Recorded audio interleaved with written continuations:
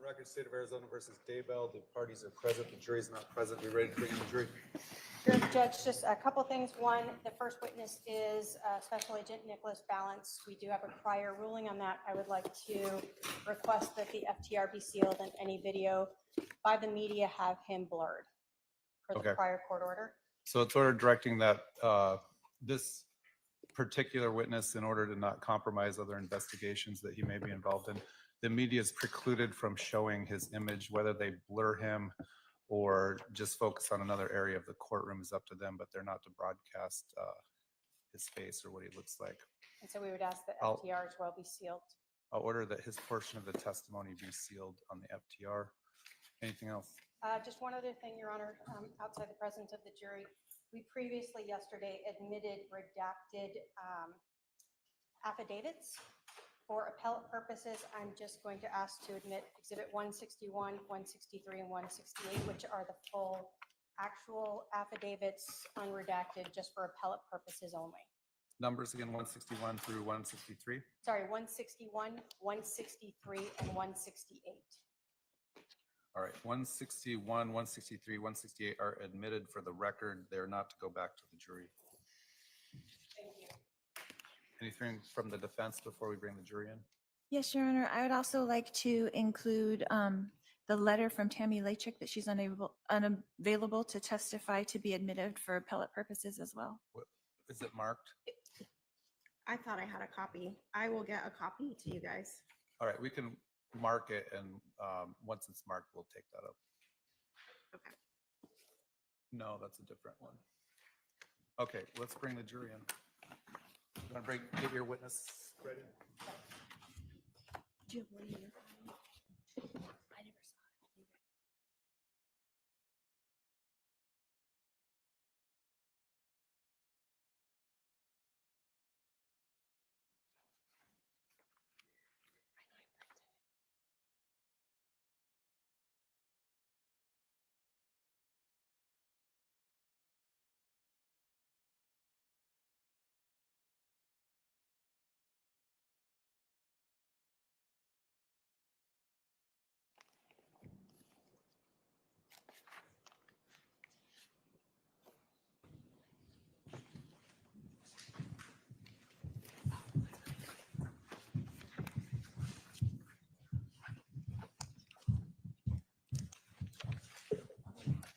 Jurors can be seated when they get to their chairs. All right, please be seated. The jury is present. The state will call its next witness. State call Special Agent Nicholas Balance. Sir, you're going to come up right here in front of my clerk and she'll swear you in.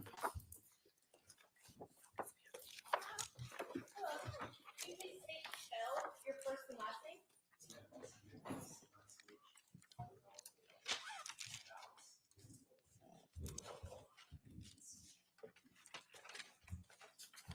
Right hand, please. You do solemnly swear the testimony you're about to give will be the truth, the whole truth, and nothing but the truth, so help you God. Up around the court reporter, up the ring.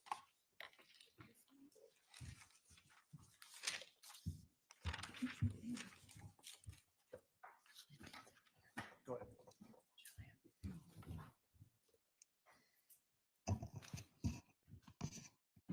Would you please introduce yourself to the jury? Yes, my name is Nicholas Balance. Last name is spelled B-A-L-L-A-N-C-E, and I'm a special agent with the Federal Bureau of Investigation. How long have you worked with the Federal Bureau of Investigations?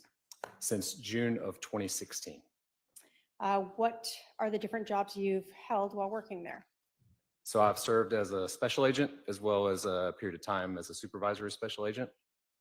And currently I'm assigned to the Salt Lake City Division and work out of Boise, Idaho. Now, prior to becoming a special agent with the FBI, did you have other law enforcement experience? I did. I served as a deputy U.S. Marshal for 9 years prior to working for the FBI. Now, as an agent with the FBI, have you been serving as a cast field asset? Yes. So I'm a member of what's called the Cellular Analysis Survey Team, or CAST for short. And it's a specialty that utilizes cellular records as a part of investigations, trying to determine where a phone was whenever that has any significance to a criminal investigation. How long have you been doing that? I've been certified since October of 2019. When you were working for the U.S. Marshals, did you do any work with cellular phones there? I did. I was assigned to locating fugitives for a significant period of time with my career with the Marshal Service. And so I was able to use cell phone records to aid in locating fugitives successfully on several hundred occasions. Can you tell us the education or training that you have to become a cast member? Yeah, so for the FBI with CAST, it starts with an application process where you would express interest in getting into the program. And then there's multiple trainings that you would go through before you're considered certified. It would start with our basic course, which is a 2-day course.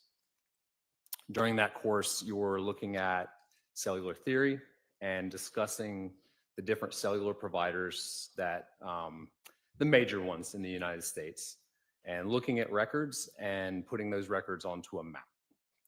If you complete that successfully, you would go to our advanced course. In the advanced course, it's a little bit more in depth than basic, talking about some of the same topics, but you're also provided practical tests that you have to turn in, and then those tests are graded. At the conclusion of the advanced course, if you complete that successfully, you would go on to our what's called CIRA. It's a 3-day course, or was when I went through it, and it's our critical incident readiness exercise.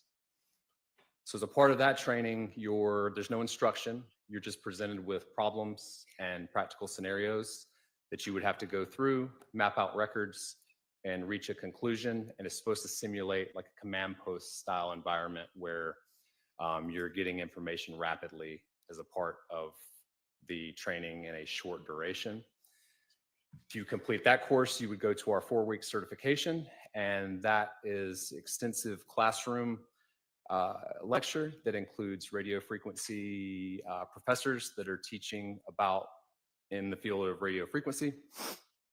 We also get instruction from the major providers in the United States for the cellular industry, to include their engineers as well as their subpoena compliance personnel.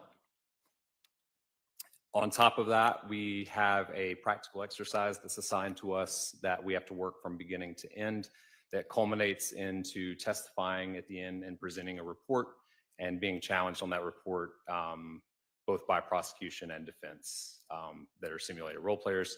At the conclusion of all of that, you would be considered certified as a member of CAST.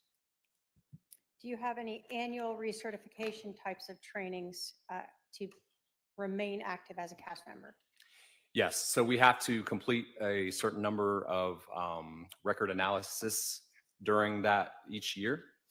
And on top of that, we have a one-week certification conference that we attend each year that includes updates from the major providers in the cellular industry, as well as updates when it comes to the field of cellular technology from radio frequency engineers. And that's each year that you're in the program. Okay. Have you previously testified as an expert in the area of cellular analysis? Yes, ma'am, I have. And as a cast member? Yes. In this case, were you asked by the Gilbert Police Department to analyze some cell phone records? I was. Were you provided with cell phone records for a Lori Vallow for a 480, 489, 4652? Yes, ma'am, I was. Were you provided with cell phone records for an Alexander Cox for the phone number 480-351-9120? Yes, ma'am, I was. And were you provided with track phone records for a cell phone purchased from a Walmart in Idaho Falls, Idaho, with a phone number of 304-960-5998? For that one, I was from track phone as well as from Verizon. Okay. Were you also asked to include or analyze some Google historical location data associated with a Google account, homerjmaximus@gmail.com? Yes, ma'am, I was. Can you tell us what is historical location data? Yeah, so Google offers a range of services with their products, and one of those being location history. So if you were to opt into location history on your Google account, what that would do is Google would maintain different locations that the device that's reporting that location information where it was historically. So if the user has that active, it would depend on the specific phone that was relaying that information to Google. So as an example, if I have a Google account and I have 3 different phones. I could access that Google account from all 3 of those phones, but if only one of them I've opted into location services, then any of the location history that Google maintained would only be associated with that specific phone for the location of where that phone was. But the data overall from Google, they might provide information from all the devices though, in terms of like searches that were done. Correct. And again, it depends on how the user has their account set up with what information is going to be maintained by Google, specific to the many different products that Google has and offers to a user. Okay. Were you asked to look at a specific time frame? I was, specifically late September into early October in this case. Did you create a report to help explain your process and explain the analysis of these cell phone records and these Google records? Yes, ma'am, I did. And because it's on a thumb drive, I'm just gonna share the first page. And it's 189, if I can have my paralegal.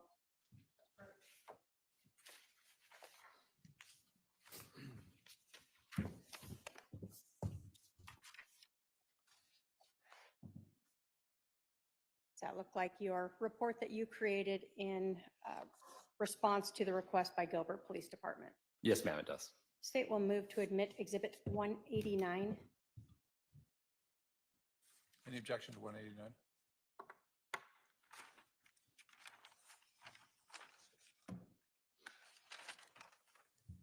All right, 189 is admitted. If I may publish.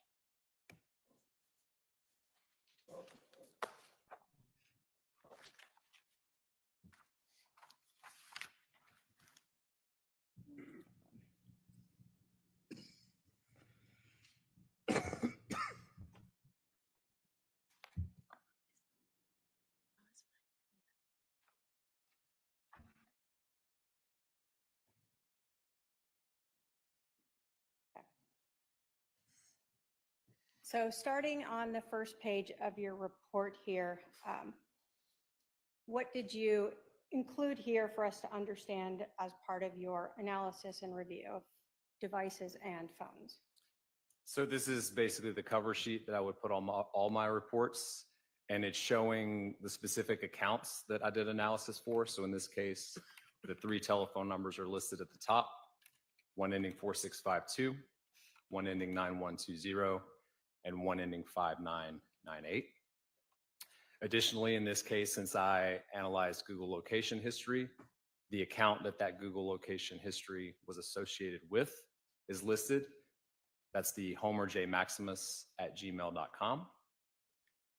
The specific dates that I conducted analysis for, which in this case were September 25th, 2019 through October 3rd of 2019. The date that I completed my report, case number associated with the report with the FBI, and then my name. Now, you were provided these records that from the Gilbert Police Department for these cell phone numbers. Did that include information like subscriber information? It did, yes, ma'am. So the 480, 489, 4652, when you reviewed those cell phone records from Verizon, did that show subscriber of Lori Vallow? So it did not. It was subscribed through TrackPhone. So the name was not Lori Vallow, but there was an email address on the subscriber sheet associated with her. Okay. The 480, 351, 9120, was that as a Verizon record? Did you receive the Verizon or the TrackPhone records? I did, and that was subscribed to Alex Cox. Okay. And the 304, 960, 5998, was that Verizon or TrackPhone? So it was subscribed through TrackPhone. When we're talking about TrackPhone and Verizon, and you talked about sort of major companies, how do those all interrelate? Yeah, so when you're looking at cellular providers, you have 2 different categories looking at kind of from a wide perspective. You have companies that have infrastructure, like cellular towers that they maintain throughout the region that they provide service to. So Verizon is one of those companies. They have cell phone towers throughout the United States. When you're talking about TrackPhone, they're a mobile virtual network operator, which basically means that they don't have cell phone towers, so they have to lease space with another network in order to provide service to their customers. So TracFone specifically in this instance was utilizing Verizon for the number ending 5998 to provide service to that customer. And the Google records that you were provided for the Homer J. Maximus at gmail.com, did that provide subscriber information? It did, and that was associated with Alex Cox.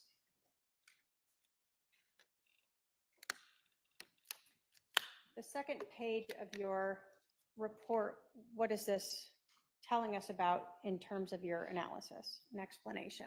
Yeah, this is basically just explaining the methodology of how I created this report and the process that goes into place in order to take records from a provider like Verizon and then put those records onto a map. Again, this is the methodology of how that would be done. The third page here, one of the things that stood out was the time. We've heard about universal time. When you are looking at most or all of these cell phone records, were you provided the times in universal time, UTC time? Yeah, so depending on the provider or the company that's providing records, kind of the biggest difference that you'll see in the different records types is a lot of them will provide records in different time formats. So specific to Google, they provide their records in what's called UTC time. And so that's just a time standard to where if you wanted to do the conversion and see what time that was in the area where you're at, you would have to do a conversion depending on what location you were in order to get it into the local time. So when you were mapping these cell phone records and these Google location device records, were you converting them for the purpose of your report into the local time, either Arizona or Idaho? Yes, ma'am, that's correct. So while we're going through your report, all of those times will reflect either Idaho or Arizona, depending on where we're looking at. Correct. And the report will reflect those times as well. What do we see here and what is this explaining to us? So just to talk briefly about how cell phones work and kind of how we're utilizing the methodology that I spoke of to map and estimate where a phone was historically. One of the things that we look at is how far a cell phone tower provides coverage to. That's usually one of the major questions. So typically a cell phone tower density map is going to look very similar to a population density map. So here we're looking at the city of Phoenix, and as you can see, there's a couple of towers in downtown Phoenix and in the urban areas of Phoenix. Those towers are going to provide coverage to a much smaller area due to the number of users that are needing to access a particular carrier. As you get more to the rural areas, you can see that those towers are more spread out, and towers in rural areas are going to have a larger coverage area just because there's not as many people in those locations.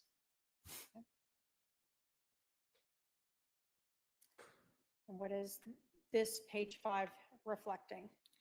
This is just an example of what cell towers look like, not to insult anyone's intelligence, but if you look at the second tower from the left, traditionally back in the day, that's what we saw cell phone towers look like. Now there's more of a push to make them more aesthetically pleasing.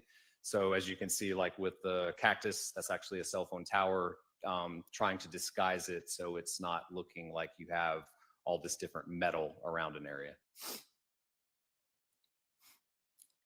Page 6, what is this explanation for us in terms of what we've seen for your analysis? Sure. So whenever I'm mapping a estimated location of where a phone was, I'm looking at a traditional tower has 3 sides. So if you look at the graphic on the left, you're looking at the tower itself, and then there's 3 sets of antenna facing 3 different directions on the tower. So if you look at the graphic on the right, that's looking from the top down. And so the cell tower is pushing out coverage kind of 360 degrees. But what providers do is they put different sets of antenna on that tower in order to optimize their network and divide that coverage up into different sectors. So whenever I'm looking at a call detail record, and I'm seeing a particular call that might be of interest to an investigation, I would then look at the tower and sector that was used.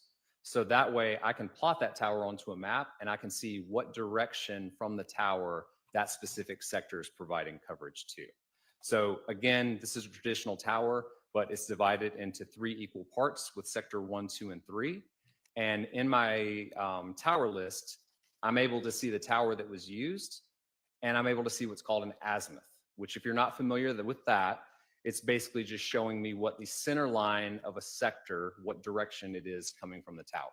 So if you're looking at this particular graphic on the right, you can't see the 0, but it starts with 0 and goes all the way around to 360 degrees like a compass. So the center line of sector 1, that azimuth would be 0 degrees. Same thing with, if you look at sector 2, the azimuth on sector 2 would be 120 degrees. So that azimuth allows me to estimate the location of where a phone was in relation to where that tower is. All right, so this information of the tower sectors and azimuth, was that included with the cell phone records that were provided to you for those 3 phone numbers? So it's included in a different file, but all of the different cellular providers that have towers throughout the United States, they have what's called a tower list that they update pretty regularly, at least every few months or quarterly.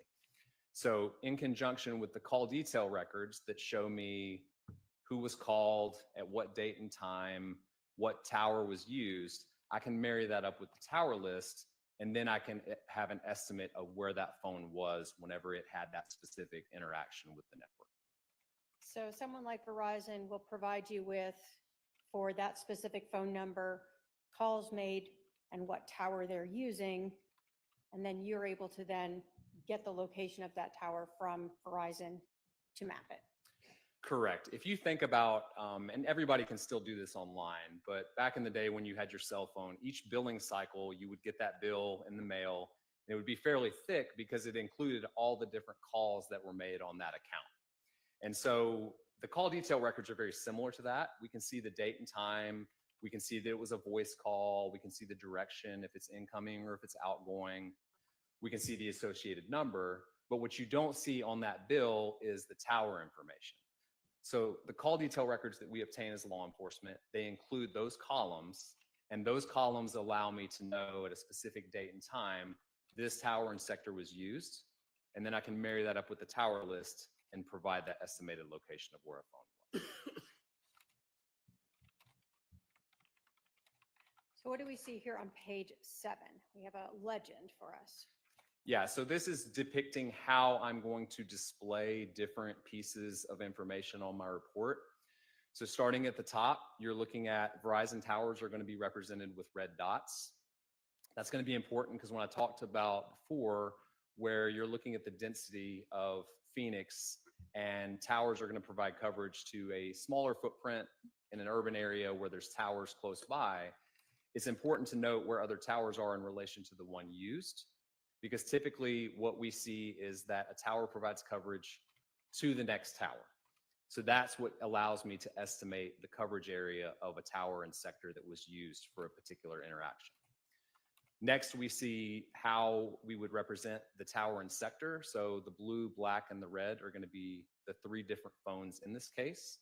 So if you look at the blue, that's representative of a tower, and then the direction from the tower that that sector is facing. So the blue graphics are going to represent the phone number ending 4652. Black will represent 9120. And red will be representing 5998.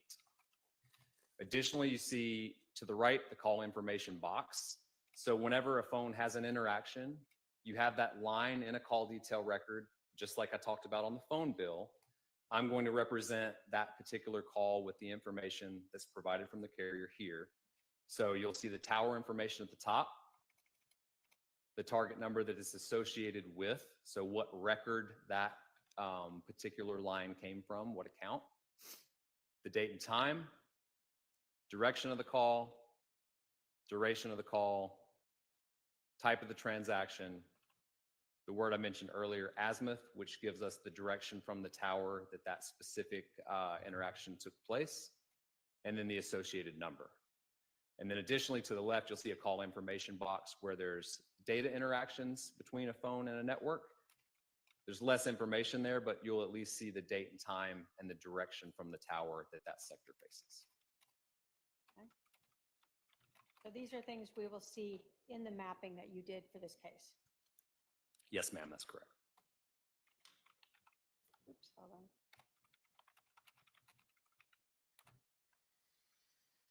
All right, page 8. So I just spoke about how I would map cellular records. This is a legend to show how I would map Google location information. So I talked a little bit about Google derives their location information from different data sets. And so Google can estimate a location of a device by locating it via the GPS chip within the phone. It can do it via Wi-Fi as well as cellular. Specific to this case, we're only going to talk about locations that were derived via GPS and Wi-Fi. And so that's the icon that will be representative of that specific location line in the Google return. You also see a margin of error, which is showing Google in each specific line where they locate a device, they provide the estimated margin of error associated with that specific locate. So there will be a circle around the specific locate on the map. And then also, depending on if it's only a few locations, you'll see the information box with the specific date and time. If there are significant number of records on the same map, it would be very difficult to read to put every single information box associated with each line. So you'll see a summary box, which is going to include the number of records that are represented, as well as the margin of error associated with each record and where it was sourced from. I'll also point out here that I know I mentioned it before, but all of the Google location history in this case is going to be reported from the device ending 9120. All right, so the 9120 number is the phone associated to Alex Cox, or Yes. subscribed to Alex Cox. That's correct. So whenever we see Wi-Fi or GPS, it's from Alex Cox's cell phone. Correct. Now, you talked about a margin of error, and we see on page 8 here the R14. Can you tell us what that means? Yeah, so if I were to map a latitude and longitude that Google provided onto a map, they also provide the margin of error. So I would place that icon on the map, and then I would look at the margin of error column. So it's represented by R and then a number, and that 14 there, that means 14-meter radius from that mark on the map. The radius would be 14 meters, and then draw the circle around at that 14-meter radius. That's the margin of error that they're reporting. So does that mean if you are told that the phone is at this GPS location, and there's a margin of error of 3 meters, that the phone could be anywhere within a 3-meter diameter of the spot? Yes, and that's how Google's reporting it, so that's how we're mapping it. Okay, and so when we see the circle that's shaded, is that your depiction of the margin of error that was provided by TracFone or by Verizon? So that's the margin of error provided by Google. Or Google, sorry. All right. And so again, we will see those icons and those circles for the margin of error for the Google records on your mapping. Yes, that's correct. What do we see here in this legend? So these were addresses that the investigative team provided to me that were of significance to this investigation. And so it's got the address associated with each one, but when I represent them on the map, it's going to be utilizing the icons to the left. So you had Brandon Boudreaux's address, 3875 East Phelps Street in Gilbert, Arizona, as one of the places for you to have a point of interest. Yes, ma'am, correct. And then 2 different units at 565 Pioneer Road, apartment 175 and apartment 107.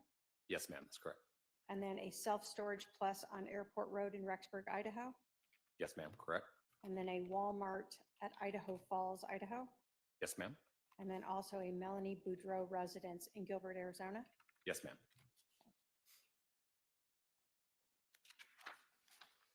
So first map, Can you tell us what we're seeing here and explain everything? Yeah, so these maps are just laying out where the locations of interest were that was provided by the investigative team. And so whenever I have like this is zoomed out a decent ways to incorporate both the address down in Idaho Falls and the addresses that are in Rexburg. And so there's a box to the side that's basically showing a zoomed in view of the apartment complex that includes the addresses for Alex Cox and Lori Vallow's apartments. All right, so the Idaho Falls WM at the bottom is that Walmart, and then we can see the storage unit and then the zoomed out of the 2 apartments in Rexburg, Idaho. Yes, ma'am, that's correct. Is this just a closer up single page of that? Yes, ma'am, it is. All right, what do we see here on page 12? So the previous 2 pages were up in Idaho. This is down in the area of Gilbert, Arizona. So this includes 2 addresses, one for Brandon Boudreaux and one for Melani Pawlowski. Okay. And so we see that with the bluish purple and the pinky color. Yes, and I didn't mention before, but you can see the red dots. Those are representative of Verizon towers that are in the area as well. Okay. So when we get to page 13, you had told us that you were provided with the homerjmaximus@gmail.com records that were obtained by law enforcement. Did those homerjmaximus@gmail.com Google records show that the records were tied to an MEID number? Yes, so that's a mobile equipment identifier. In the case of Google, this is very similar to what's called an IMEI, or International Mobile Equipment Identifier. The IMEI is the equivalent, kind of like a VIN on a phone. So it's associated with the hardware itself of the cell phone. And so why is that important to see that the Google records for the Homer J. Maximus is tied to this MEID number? So anytime, I think I mentioned it before, but anytime a phone accesses a Google account, Google keeps a record of that. And one of the things that they record is that MEID number, which, like I said, in this case is synonymous with the IMEI, or the hardware of a phone. So that identifies a device. So what I can do with that number is I can then take that to different cellular providers and determine whether that number has ever shown up on their network and whether they can associate that number to an actual telephone number. And was that MEID number that we see here on page 13 that is associated with Alex Cox's Google records associated with that cell phone number 304-960-5998? It was. And did you determine, or were you able to review records to see when that association occurred? Yeah, so if you go to the next page of the report, that's going to be a record that we received from Verizon, and it shows that the, again, IMEI is associated with the 304-960-5998, and they list an effective date of September 27th, 2019. And just going back at the bottom of this information, we saw a registration time and a first data connection time. What is that? So that's showing when that device accessed the Google account for the first time. And we see also the September 26th, 2019 at 7:58, which would be again in UTC time. So to get to either Idaho or Arizona, you would have to subtract 6 to 7 hours to get to the time of where that occurred. So to be clear that we understand, what we're seeing now is that the homerjmaximus@gmail.com records from Google, the Wi-Fi and the GPS data are always going to reflect that 480-351 number, correct? Yes, ma'am, correct. But there is data in the Google records that now has been associated to that 304-960-5998. Yes, and as I mentioned earlier, you can have multiple phones that access your Google account, but unless you have location history turned on every single one of those phones, Google is not going to record the location history associated with those phones. It's only going to record it on the device that you specifically turn that location history on. So when we get to page 15 here, what are we seeing in these records? So whenever you have a phone that is, like in this instance, purchased through TracFone, but utilizing the Verizon network, there's two different places that law enforcement has to go to get the complete set of records. So we would have to go to Verizon in order to see the call detail records and what towers are being utilized by that phone. But the point of purchase and subscriber information, we would need to go to TracFone. So specifically, this is the point of purchase information from TracFone associated with the number ending 5958. So this tells us that this 5958 track phone was purchased at a Walmart at Idaho Falls, Idaho. Yes, correct. And when does it show that being purchased? So it shows it being purchased on September the 25th, 2019 at approximately 7:10 p.m. Okay. And does it show a store number of 5494? Yes, ma'am, it does.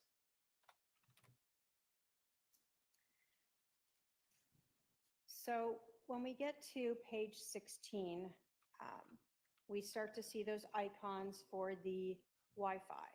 So we're now talking about the 9120 number. Yes. And so being this is the first map, I'll explain it a little bit more thoroughly than the others. But as you can see at the top, you're going to see what this record represents, Google location history associated with the homerjmaximus@gmail.com account. And then basically I'm putting the bookends of the times at the top. So these records are from September 25th, 2019, starting at 7:07 p.m. and continuing through 7:16 p.m. There's 6 of them. So you see a summary box. They're all sourced or derived from Wi-Fi. And of the 6, the margin of error is between 16 and 100 meters, which you can see with the black circles. Obviously, the smaller one there in the middle is closer to the 16 meters, whereas the larger ones are at 100 meters margin of error. And they are consistent with the device 9120 reporting its location to Google as being at the Walmart on Utah Avenue in Idaho Falls during that time period. So basically the 9120 cell phone is reading Wi-Fi signals around it and reporting that margin of error to Google. Yes, and one thing I didn't explain earlier is that whenever a location is derived from Wi-Fi, it doesn't mean the device was connected to specific Wi-Fi points. It just needed to be in range of those Wi-Fi points and see it. So if you've ever experienced where you're going through the airport or you're looking at your location on Google Maps and it says turn on Wi-Fi to get a more accurate or precise location, it's because Google has a pretty vast database of knowing where Wi-Fi access points are throughout the United States. And so if I'm sitting here and I'm close to a McDonald's that has a Wi-Fi hotspot on it, and my phone sees that Wi-Fi hotspot, I don't need to connect to it for Google to know that that specific Wi-Fi hotspot is located at a specific address. And then Google can estimate my location based on my phone seeing those different Wi-Fi access points. So in this case, we see the phone that's subscribed to Alex Cox, that's using his Google account, is at this Walmart in Idaho Falls between 7:07 p.m. and 7:16 p.m. Correct. I would say it's consistent with being at that Walmart. And so we had seen in the prior slide that the track phone, the 304-960-5958 number, was purchased around 7:10 p.m. Yes, ma'am, that's correct. So this phone associated to Alex Cox is utilizing or is reading the Wi-Fi around it and providing this data around the same time when that track phone, the 304 number, is being purchased at that Walmart. Yes, ma'am, correct.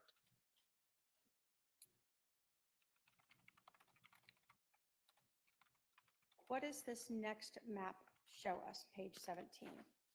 So again, I'll speak a little bit more thoroughly on this one since it's the first time I'm showing a tower and sector being represented on my report. So again, at the top, you see the tower interactions and the number associated with it is going to be the number ending 4652. The date, again, I usually book into this unless everything occurs within that same minute, but we're looking at September the 25th, 2019 at 7:08 p.m. And we see 2 incoming calls that occur, and 4652 is utilizing a tower and sector that is in close proximity to that same Walmart on Utah Avenue. Now, when we are looking at this cell tower usage, do you know whether or not that phone has to be within that azimuth? Sure. So whenever you're talking about radio frequency propagation and what the footprint of a tower's coverage area looks like, it's definitely not best represented by lines in the sand. It's more representative of like a cloud, to where if you look at the lights in this courtroom, you have the light that's shining up in the corner there, and you can see it pretty bright on the wall. But as you get farther down the wall, that light starts to dissipate and starts to get more and more dim. There's not just a line up there on the wall where the light ends. Radio frequency can be looked at the same way. So that signal is going to dissipate as it gets farther and farther away from the area where it's meant to provide coverage to. And so when you're looking at how I'm depicting this on a map, I'm showing the sector based on the azimuth and both sides of what the inputs of that sector look like. But I would expect to see a phone that is in close proximity to that line potentially still be on a sector, even if it's not within that parameter. All that to say that when I look at this particular graphic, based on my training and experience, I would say that tower and sector is consistent with providing coverage to that Walmart due to the close proximity. So what we can say is that the 4652 number associated to Lori Vallow is utilizing a tower in the area of the Walmart within a couple minutes of that track phone, the 304 number being purchased at that Walmart. Correct, 2 minutes prior. And in fact, is one of her phone calls last about 10 minutes? Yes, ma'am, correct. So through the time of that purchase even. Yes, ma'am. I would just point out that whenever, if you go back, sorry, to that page, whenever I'm looking at a tower interaction, whenever that phone is interacting with the network, we're looking at whenever that phone initiates that specific interaction. And so during that 10 minutes of time, I can't tell you specific to Verizon where that phone was located. I can only tell you at 7:08 and 31 seconds, it was utilizing that tower and sector. But let's say, for instance, that phone were to move out of the area, that would not be able to be determined by the records that I have. That phone number that is being called at that time as well, are you familiar with that phone number? I am, yes, ma'am. The 480-266-8587, whose phone number is that associated to? I had that associated with Melani Boudreaux. So at the time that Alex Cox's phone is in the Walmart at the time that that track phone is being purchased, Lori Vallow is speaking with Melani Boudreaux using a cell tower in the area of that Walmart as well. I wouldn't be able to say who was speaking with who. I could only say that the phone number 4652 received an incoming call from 8587, and then who those numbers are associated with. So at the time that the phone associated to Lori Vallow is using a cell tower in the area of the Walmart, she is receiving a call from the phone associated to Melani Boudreaux. Yes, ma'am. And that's September 25th. Yes, ma'am, correct. What do we see then when we get to page 18 here? This is looking at the first mappable record for the number ending 5998 on September the 26th at approximately 11:31 p.m., making an outbound call utilizing a tower and sector that provides coverage to both Lori and Alex's residences. All right, so this is the phone that was purchased at the Walmart that we were just discussing in the prior maps. Yes, ma'am, correct. So on the 25th, that phone is purchased from the Walmart, where we see cell phones associated to Alex Cox and Lori Vallow being there or near there at the time of the purchase. And now we see the phone being activated. So I wouldn't be able to say specific to whether that's the actual activation, but that is a call, I believe, to a number associated with either Verizon or TracFone. But We do know from the prior records that the phone was activated on the 26th, though. correct. I know from records, and I don't know if it was one that we showed in here, but I know that it's first started being used on the 26th. And I think if we were looking at page 13, we showed the first data connection time was September 26th at 7:58 PM UTC. Correct. That was when it connected to Google, if I'm recalling correctly. And so the phone wouldn't necessarily have to have Verizon service to connect to Google. It could have done that via Wi-Fi or some other method to connect to Google the first time. So what we're seeing here then is something potentially different, where we now know this phone, the 304, is actually using cell towers and able to now make outgoing calls. Correct. And it's using a tower that would be consistent with covering the apartments for Lori Vallow and Alex Cox. Yes, ma'am. All right, what do we see here? We're still on September 26th and Yeah. around the 2 minutes from the previous map. Yeah, so this is just a record in close proximity in time, showing a Google location record where the number ending 9120 was reporting its location to Google as consistent with being at Alex Cox's apartment. That's on September the 26th, 2019 at 11:33 p.m. So we see the track phone from Walmart using a cell tower at 11:31. And then we see Alex Cox's cell phone, I guess, reading Wi-Fi at 11:33. It's reporting its location to Google at 11:33. You've jumped ahead a couple days. So we had September 26th. Now we're looking at September 30th. Yes, ma'am. What are you depicting here, and what did you find from the records that you reviewed? So this is showing on September the 30th, 2019, between 4:32 and 4:37 p.m. Starting at 4:32, the number ending 9120 is reporting its location to Google, consistent as being at Alex Cox's apartment.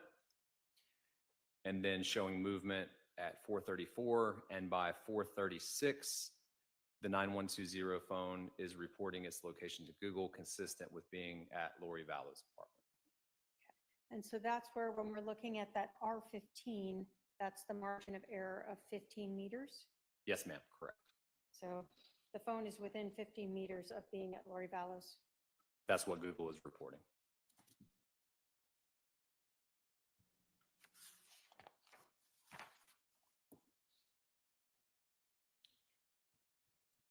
We're still at September 30th here. Yes, ma'am. And so that's looking at the remainder of the day, going from September the 30th from 4:38 p.m. all the way to 11:59 p.m. Approximately 94 different records, all consistent with the number ending 9120, reporting its location to Google as being in the area of Lori Vallow's apartment. And so here, because you had so many Wi-Fi readings that are reportings, you just put that there were 94, well, I guess 93 Wi-Fi and 1 GPS. Yeah, and basically what I was trying to look at is whether there were any instances that indicated that that device went back to Alex Cox's apartment, and I was unable to find him. So we're on page 22. What are we now seeing here?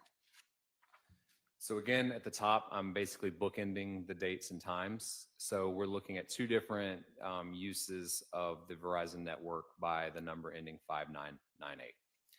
The first one is on September the 30th at approximately 12:34 p.m., utilizing a tower and sector that's up in Rexburg, Idaho.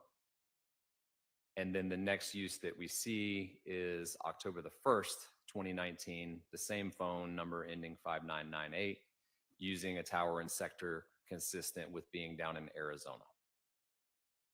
So the 12:34 PM, that's Idaho time. That's correct.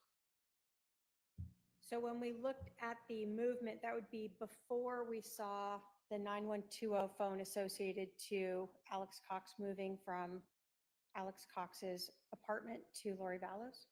Correct. And I would point out that this is not showing that at 12:34 that device began heading south towards Arizona. That's just the record that I had at 12:34. So there was no other use between those two time periods, so I'm not able to estimate where that phone was during that time period. So we know at 12:34 PM on September 30th, that track phone, the 304 number, is still in Rexburg, Idaho, utilizing a receiving an incoming call at that time. Yes, ma'am. So let's talk about that call. Do you recognize that phone number, the 515-402-0143 number? I do. And that is a call being made to this Walmart track phone. Yes, ma'am. Correct. By whom? So I have that number associated with Chad Daybell. So Chad Daybell's phone is calling this Walmart track phone that just was activated a couple days earlier on September 30th at 12:34. Yes, ma'am. And then we don't see any call records for this track phone until October 1st, the next day. Yes, ma'am. Correct. We see on this map that you have 9:19 a.m. So this is Arizona time. Yes, ma'am. Correct. And so at this point at 9:19 a.m. on October 1st, that track phone from Walmart in Idaho Falls is now using a cell tower in Arizona. Yes, ma'am. And do we have it? We've seen the prior box that showed an incoming call. When we talk about outgoing, does that mean this track phone is making that phone call to someone? It does. And so who is this track phone calling at 9:19 a.m. on October 1st? It's the same number from the previous Chad Daybell, the number ending 0143.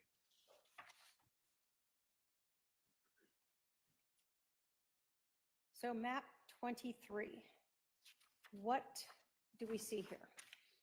So since this is going back and forth between Arizona and Idaho, I tried to put the map of the specific state that it represents, just in case you're not familiar with a specific area. But this is showing on October the 1st, 2019, between 2:56 p.m. and 2:59 p.m., movement of the 9120 phone because it's reporting its location to Google as being 3 different locations along East Center Street in Rexburg, Idaho.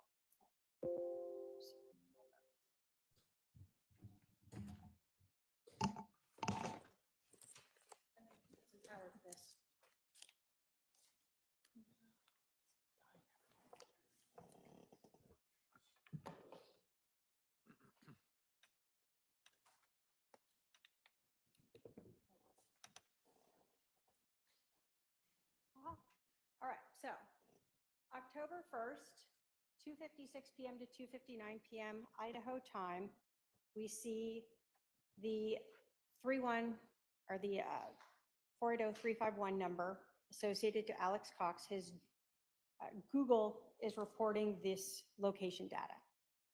Yes, ma'am. Meanwhile, we see the track phone from the Walmart that also has been associated to the Homer J. Maximus Google account is in Arizona. Correct.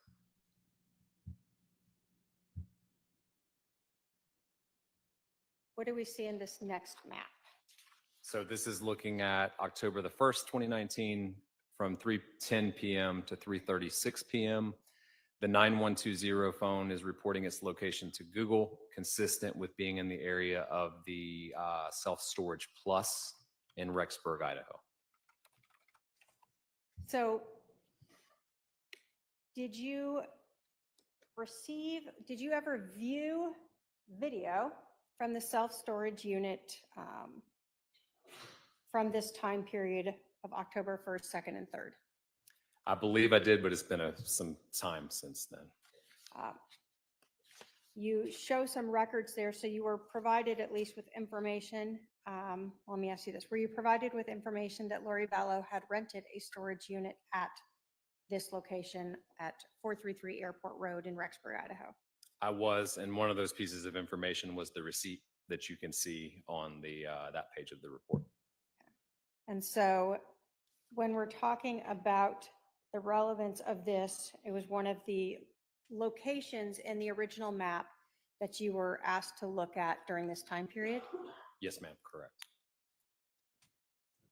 So to understand what we have going on October 1st, we have Lori Vallow renting a storage unit in Rexburg, Idaho at this time on October 1st. That's based on the receipt that I was provided. That would be the And extent of my knowledge.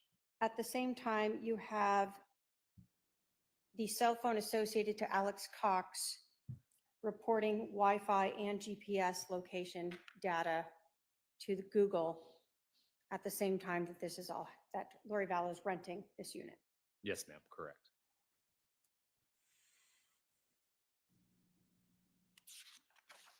What do we see then in map number 25? So this is close to the same time period as the page before, October the 1st, 2019 at 3:24 p.m. And this is showing use of the 4652 phone for 2 incoming calls, utilizing a tower and sector in Rexburg, Idaho, that would provide coverage to the area of the self-storage plus. All right, so the previous map was about 310 to 336. So this is in that time period towards the end of it. The phone number we're talking about is the one that we've associated to Lori Vallow. Yes, ma'am, correct. And so when we see this cell tower use, is that a cell tower that would be consistent with providing coverage to the storage unit? Yes, correct. And I say that because I'm familiar with the area and familiar with the terrain. And that's why I'm able to say that that tower and sector would provide coverage to that general area. Okay.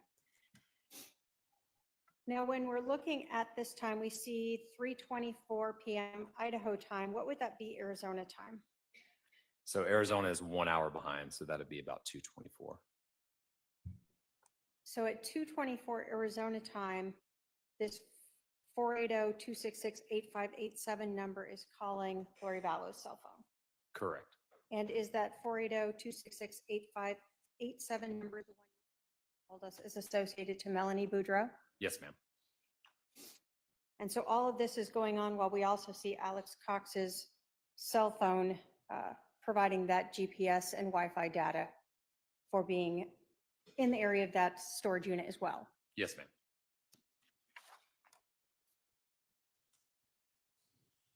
So we're continuing on October 1st in this, still in Idaho? Yes, ma'am.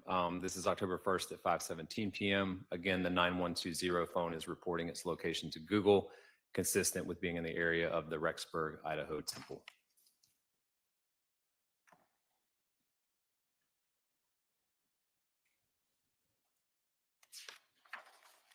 So we've been talking about October 1st.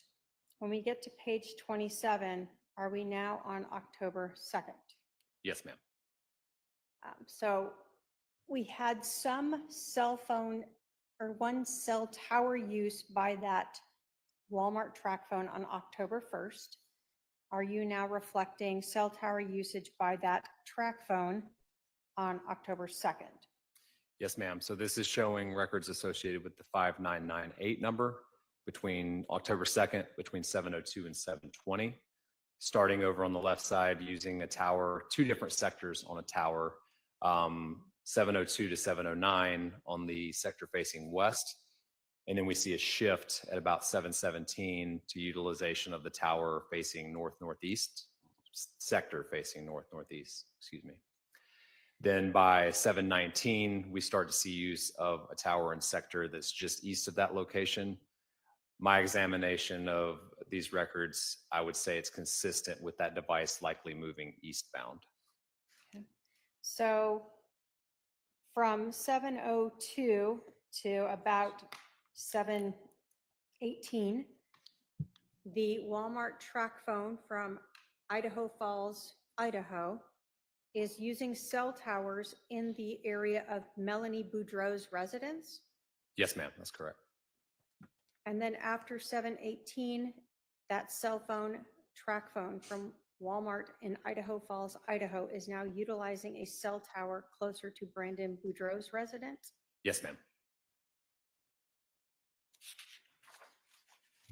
Is this a continuation of that morning reflecting that Walmart track phone? Yes, ma'am, it is. Can you tell us what this map is showing us?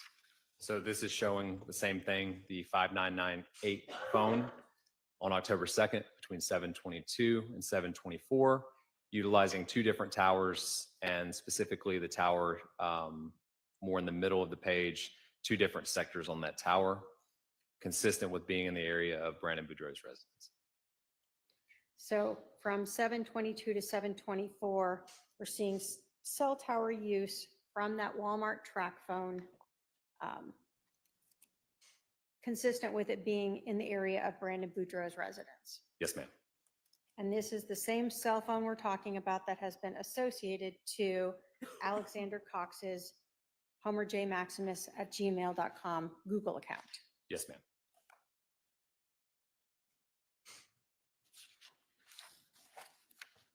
So we went back to Idaho in this photo? Yes, ma'am. So this is back in Idaho in Rexburg, and this is showing on October the 2nd, 2019 at 8:02 in the morning, Arizona time, which would have been 9:02 up in Idaho. But there is an outbound call made from the number ending 9120 to the number ending 4652. This call is a little bit over 23 minutes. And during the call, both phones are using the same tower and sector, both of which provide coverage to the apartment complex that had Lori Vallow and Alex Cox's units in it. So basically we have the cell phone associated to Alex Cox, the 480-351-9120, calling the cell phone associated to Lori Vallow, 480-489-4652 at 9:02 Idaho time, Yes, ma'am. Correct. 8:02 Arizona time. Yes, ma'am. And that call you said was not quite 24 minutes. Approximately 23 minutes and 34 seconds. While that is going on at 8:02 a.m., we've seen just a little earlier that the Walmart track phone from Idaho Falls is now utilizing cell towers in Gilbert, Arizona. Yes, ma'am. Now, during this call, did you have any Wi-Fi or GPS location data for that Homer J. Maximus Google account associated to that 351 number? Yes, ma'am. There was one at 9 o'clock and 9:10, both consistent with the 9120 phone being in the area of Lori Vallow's apartment. But I'll also add to that, that entire day, that phone only reported being in the area of Lori Vallow's apartment, not Alex Cox's. So basically, we continued what we saw from the day before, other than we saw, well, let me say this. So we saw the phone going over to the phone being the phone number associated to Alex Cox, the 9120 on the 30th, move over to Lori Vallow's apartment. Consistent with that, yes, ma'am. And then we saw location data provided to Google for that same phone, the 9120, moving at some point away from Lori Vallow's residence, going to, for instance, on the first, an area near the self-storage unit, Yes, ma'am. going to the temple, Yes, ma'am. and then returning back to Lori Vallow's apartment. Yes, ma'am. And then we have on the 2nd in the morning, this phone call between Lori Vallow's cell phone, the one associated with her, and Alex Cox's cell phone, or the one associated with them. Yes, ma'am. So as we get to slide 30, what are we reviewing here now? Where are we at? So we're back in Arizona looking at records for 5998. Here we're looking at October 2nd between 8:39 and 9:16 a.m. And the 5998 phone is utilizing a tower and sector in the general area of Brandon Boudreaux's residence. And there's 3 outgoing calls, 2 incoming calls, all from the number ending 0143. Is that the phone that has been associated, that you are aware of, associated to Chad Daybell? Yes, ma'am. And Chad Daybell is Lori Vallow's husband? I'm not sure if she was at the time, but Correct. that's my understanding now. So when we look at this phone, were you aware that the shooting of Brandon Boudreaux at 3875 East Phelps Street occurred around 9:13 or so in the morning? It's been a period of time. I know it was sometime around then, but I wasn't sure the exact time. So in the time period leading up to right around that 9:13 time, that's track phone from Idaho Falls Walmart is utilizing cell towers in Gilbert, Arizona that would cover the area of Brandon Boudreaux's home at 3875 East Phelps Street. Yes, ma'am. What do we see here on map 31? So here we see starting on October the 2nd at 9:17 in the morning, use of a tower and sector facing north on that tower, showing use of the 5998 phone, and that tower and sector would provide coverage to the area of Brandon Boudreaux's residence. Then we see a shift starting at 9:19 to a sector that's facing more southeast, and continuing through 9:22, we see use of a different tower southeast of that location, consistent with that device moving southeast out of the area. So if we had received information that the shooter in this case moved south to Pecos Road that we see here in the map and then headed away, is that sort of the same direction that we're talking about? The cell phone is using towers in that same direction. I would say it's consistent with that movement. And then we see the cell tower as the morning moves on, going further south and east. Yes, ma'am. I would just say southeast, based on the tower locations that I was looking at in the records. And obviously, you're not able to tell us exactly where this cell phone is because it doesn't have the Wi-Fi or GPS location data being reported. Correct. I'm only estimating locations based on the records that I have, and the records that I have are going to dictate how precise I can be with those estimated locations. So here we know the cell towers that are being utilized by this phone during the morning there. Yes, ma'am.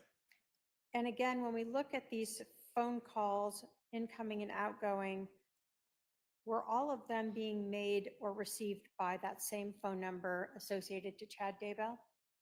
So here we're only looking at one call, but yes, that call is to the 0143, and it's an outgoing call to that number.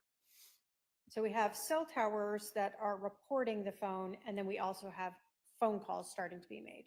Correct. Okay. So the first call we see after the 9:15 one from the prior page is at 9:22, which is an outgoing call to Chad Daybell's cell phone. Yes, ma'am. What do we see now here on page 32? So this is looking at Google location information on October the 2nd, 2019, between 9:02 and 9:34. The 9120 phone is reporting its location to Google, consistent with being at Lori Vallow's apartment. Okay.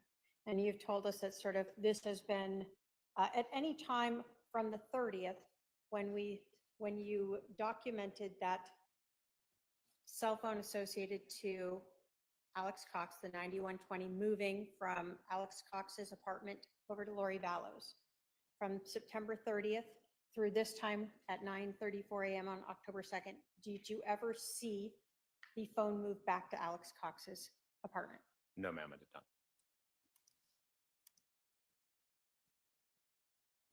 Slide 33. So this is back in Idaho, showing the usage of the number ending 4652 on October the 2nd from 8:50 in the morning to 9:46 in the morning, sticking with Arizona time based on the fact that there was an incident that occurred in Arizona. So between 8:50 and 9:45, there's 5 instances where that phone is on the network and utilizing a tower and sector consistent with providing coverage to Lori Vallow's apartment. And there's 2 outgoing calls, 3 incoming calls. There's 1 outgoing call to the number ending 8587, which was associated with Melani Boudreaux.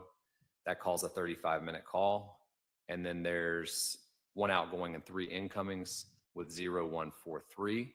That number I had associated with Chad Daybell. So since this is Arizona time, at 8:53, this would be before the shooting occurred in Arizona, if that occurred at 9:13. Yes, ma'am, correct. Okay. So prior to the shooting in Arizona, we have an outgoing call to the number associated to Chad Daybell, Yes, ma'am, at 8:50. and then an outgoing call associated to a phone for Melani Boudreaux, and then an incoming call associated to the number for Chad Daybell at 9:01. Yes, ma'am. And then there is a break in time before there is an additional incoming call at 9:44 and 9:45, both of those from the phone associated to Chad Daybell. Correct. And I would just point out that that 1 call at 8:53, that's an outbound call to the number associated with Melani Boudreaux, is a 35-minute call. So it could have spanned a large portion of that time window.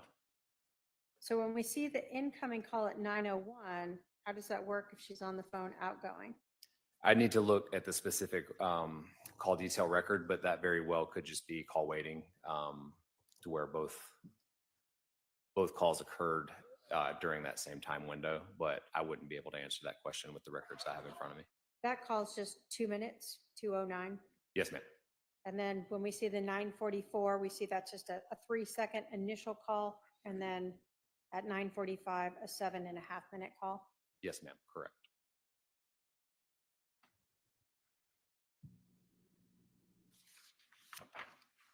Slide 34. What are we seeing here? So now we're zoomed out again because we're showing 2 vastly different locations of where towers that were utilized by the 5998 phone were. So we're looking at October 2nd between 1:22 p.m. and 8:13 p.m. Starting at 1:22, the 5998 phone is utilizing a tower and sector in Arizona, kind of northeast of Phoenix. And then by 7:53, the phone is utilizing a tower and sector in Utah. When you're looking at this and you reviewed the records, the call that we see at 8:12 p.m. incoming from the phone associated to Chad Daybell, that's a 29, almost 30-minute call. Yes, ma'am. Is that the last call that is documented for this Walmart track phone from Idaho Falls? There are additional calls, but I'll explain it like this. So whenever you're looking at a call detail record, if there's an incoming call and then there's duration and there's a tower and sector identified, that shows that that phone was on the network and we can show that that call connected. There's additional calls after that that don't populate those columns that would be associated with the tower. And so because of that, you could have incoming calls that would just basically go straight to voicemail because that phone is no longer on the network. So the 8:12 p.m. was the last record I saw in the call detail record where the phone was on the network to receive a call.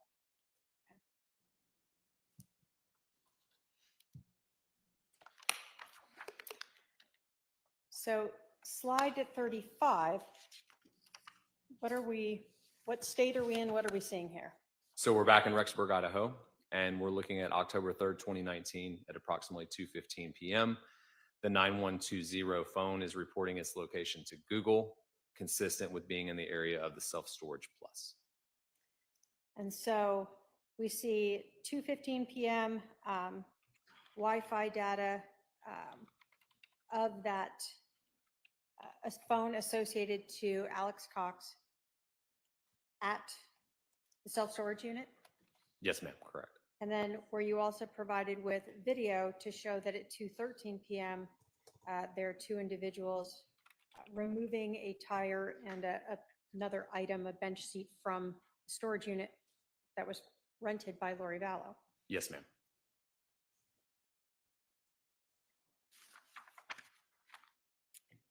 Slide 36, what does this show us? So this is showing use of the 4652 phone, October the 3rd, 2019, between 2:20 and 2:22. And the phone is using a tower and sector that would provide coverage to the apartment complex for both Lori and Alex. So on October 3rd, we now have the phone associated to Lori Vallow, receiving calls from the phone that has been associated to Chad Daybell. Yes, ma'am. And that phone is using a tower consistent with them being in Rexburg, Idaho. Yes, ma'am.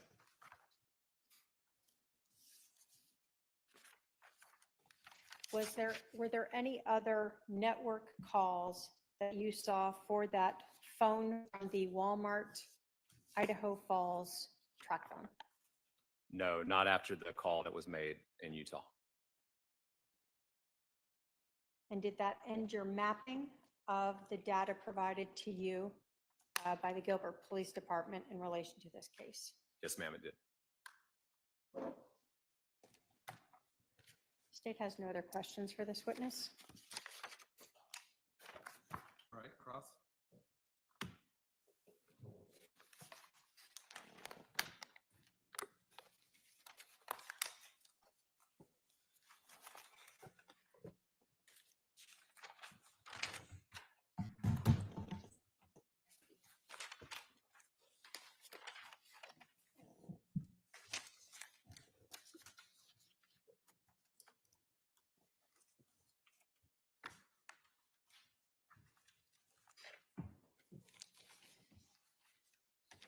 Do you want me to call you Special Agent or Mr. Balance or? Special agent is fine. Okay. Special Agent Balance, I just have a couple questions. You had mentioned that if all of you, okay, so you had mentioned if all of your locations are on, which one would it track? So say you have 3 phones associated to your Gmail account and all the locations are on, what would it be tracking? Yeah, so if you were to look at the location history where you had 3 different devices that were reporting that location, whenever you look at the record, they have a column called device tag. Okay. So they would differentiate that device tag. That's a number Google provides, but that device tag would be associated with each individual device. So as an example, if you were looking at, you only wanted to see the Google location for phone 1, you would need to know the device tag associated with phone 1, and you could filter out and see just where that device was. Same thing with phone 2 or phone 3, depending on how many devices are reporting location information. So if all 3 had their location on, then all 3 would be reported, even if they were in different locations? Yes, ma'am, that's correct. Okay. And then what about if you have, so you're talking about a track phone being connected to a Gmail account, is that correct? Yes, ma'am. And then what if you have an iPad, a laptop, and a phone all connected to the same Gmail account? So it would depend on, again, that device tag column and the device itself. So the device would need to be able to report location information. Google would need to be able to derive that location information by some method. So if you had location information turned on all those different devices, it would really just depend on the device, how it reports it, but it would show up in that same location history record. So if you're tracking something and you say phone 1, you don't want the iPad, you don't want the laptop, you're tracking phone 1, you would be able to distinguish that out by that number of phone 1? So I would look in the Google record, the entirety of the record, it would tell you which device tag is associated with which device. And so then I could differentiate which device was being reported and which ones weren't. Now, where did you get your, who sent you the information from Google? Did you get that directly from Google? I had missed that. No, so those records were obtained via search warrant. I believe it was somebody from the investigative team in Rexburg. Okay. but I wouldn't be able to provide you a name of who sent those records down. And how did those records come to you? Like an email or something? Or how Yes, did you- ma'am. They would usually be sent via email. So is that like, it's a lot of data, right? So is it one giant email or several emails? How does that work? It depends. Specific to this case, I can't remember whether it was sent via email, but we do have options to send larger files. And so if it's a Google record that has location history, has a bunch of different services that are being utilized by that user, it could be a very large file, and then it would be sent electronically to me. Through like a hard drive or a flash drive, something to that effect? We have some ways that we can send it electronically that they're capable of transferring larger files per se. And so the data that you received from this email or from a larger, did you receive it from an email? You don't remember if you received it from an email, is that correct? I don't recall. I would say that given this particular file, I know it was larger, so I would guess that it probably came via some type of transferring platform versus email. Okay. And then if you don't know who you got it from, how do you know if that information is accurate? So I'm basically mapping out records as I receive them. So I would look at the certificate of authenticity. I would ensure that it's a record that came from Google. But aside from that, I'm mapping records as I receive them. So you don't have any way to know if it was altered before it got to you, basically? Correct. Okay.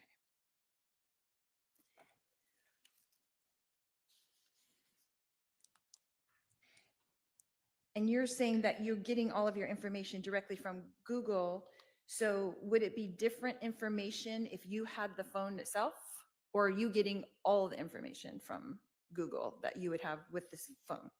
So with CAST and the specific unit that I'm assigned to, we're not looking at information that comes out of the device. We're looking at the records that were generated with particular providers. So although we could get information additionally from the forensic download of a phone, what we're looking at is those records from the providers that are maintained separate from the phone, if that answers your question. So my question is, would you have more information if you had the phone? Yes, absolutely. Okay, so you could track it better per se. I wouldn't say better. I would just say that you could potentially have more information that would help determine whether the records are consistent with the overall picture of what both the carrier records are showing and what the phone records are showing. So as an example, my phone right now, if I'm sending text messages back and forth, those messages have content, they have context of, you know, if I say I'm on the way to the airport or I'm going to leave here in 10 minutes. Separate from that, you have the records from Verizon that would show feasibly where my phone was. Now, if you marry those records up, you definitely have more information and you could tell the story better, but one's not necessarily better. It just depends on the circumstance. So one doesn't negate the other, it just confirms it. Sure. Okay. So is it typical, would you say, for people to have more than one device associated to their email? Yeah, this day and age, I would say so, just because a lot of people have more than one phone. And you could have multiple devices, like 5 iPads and 5 phones and a couple computers, all generated and giving Google information from the same Google email? Sure. It depends on what your, it's going to be dependent on every single individual. But yeah, if you have an iPad, a laptop, a phone, and you connect all those to your Google account, like it's not unreasonable for me to see records associated with multiple devices that have access to Google account. Okay. And you can't put a person anywhere, right? So anytime I'm estimating a location of a device, it's not an estimated location of a person, it's an estimated location of a device. And it really depends on the records that I obtain. So while I've been very successful in determining a location of an individual based on their device, it depends on the records of whether that search area is smaller or larger. Okay. So if you were to give a teenager a phone with associated to your email account, and they're at an amusement park going on a bunch of rides, and then you're doing a download, it could look like you were in all these places, but you were really not. Is that true?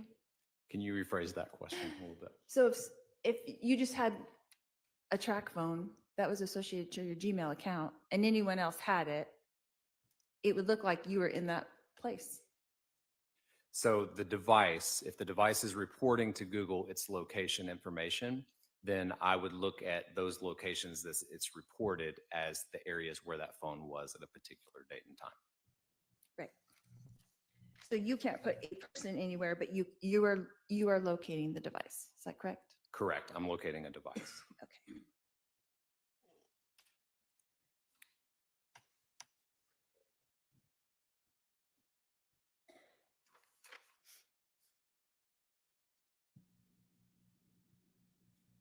Do you remember about what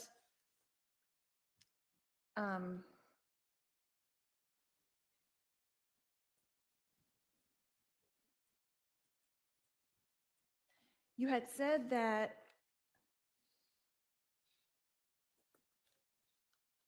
on October 3rd at 2:15, the device was at the self-storage plus. Was that the track phone? No, that was the number ending 9120. So that was reporting its location to Google as being consistent with being at the self-storage plus. And did the track phone ever, I want to say ping, but give a location in Rexburg after October 3rd? Not after October 3rd, no ma'am. Do you remember the last time when it did? I know the last time in the call detail record was that page where it showed the phone being used in Utah, and I believe that was October the 2nd towards the evening hours. Do you know where in Utah that last location was?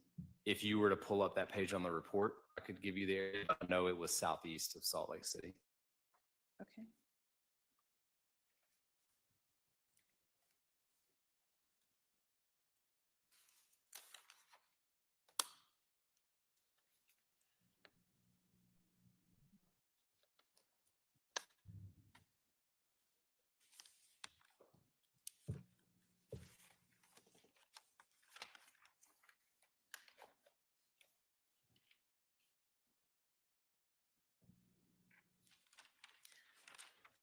There was something about the meters. So when you were talking about on page 6, you show the 3 slides with the sectors. Okay, are you able to pull up page 6? Oh, I'm sorry. Sure. No, you're fine. It's okay, just hand it to him. Or do you want it? You can put it on. You want it on here? Yeah.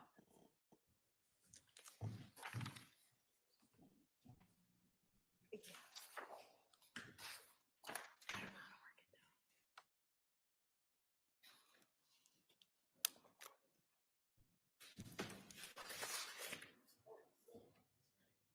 It's okay.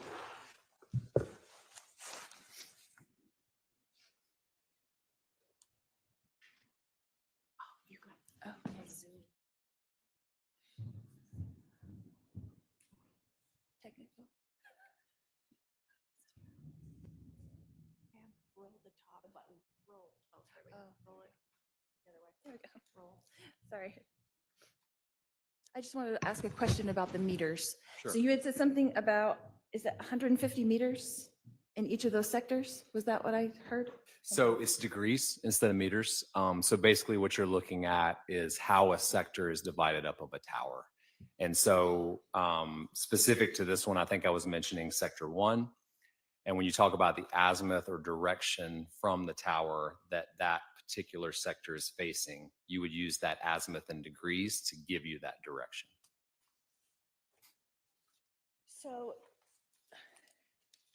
with the 2 apartments being so close in proximity, and you were talking about that it's pinging on a cell tower that shows both. So I'll show you this one.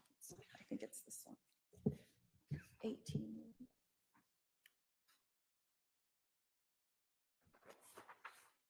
So this circle right here, that's both apartments are within that same, is that cell phone coverage? So that specific graphic there, when you're looking at that circle, all that circle is doing is showing the direction from the tower of where that specific sector is providing coverage to. So in this instance, that tower, that sector is facing northwest, and that particular tower and sector is providing coverage to a great deal of Rexburg. But included in that coverage would be the apartment complex for both Alex and yourself. And so, do you know how far apart those apartments actually are? I know they're fairly Meters? close. It's been a while Oh, in since meters, but I've been out there. It's been a while, but I know there was maybe 1 to 2 buildings between, but they were relatively close.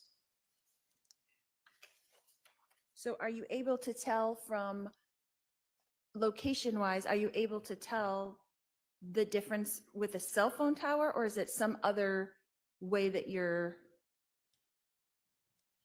you see what I'm saying? I do. Okay. So with this particular tower and sector, that usage at 1131, there's no way you could say definitively that that phone was at Alex's apartment, was at your apartment. You're just basically saying that's utilizing a tower and sector that provides coverage to that area. So the phone could be anywhere within that coverage area whenever that particular call was made. Okay. But there is a way to distinguish if it was at either one, but it's not that cell phone tower. Not via the call detail records from Verizon. You would need the Google location history, which is giving a much tighter margin of error associated with that device. Okay, that makes sense. Thank you.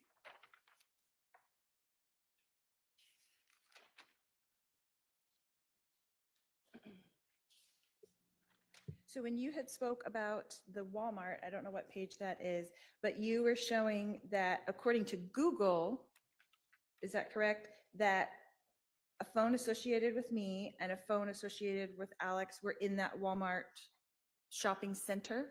Is that So I correct? think you're talking about page 16. So there's 2 different pages associated with that statement. The first one is the 9120 phone reporting its location to Google, and that's where you can see multiple locations consistent with being at that Walmart in Idaho Falls. The page following that is looking at the phone associated with you that was utilizing a tower and sector that would provide coverage to the general area of that Walmart. So it's 2 different, basically, versions of records that are providing 2 different estimates as to where those 2 phones were.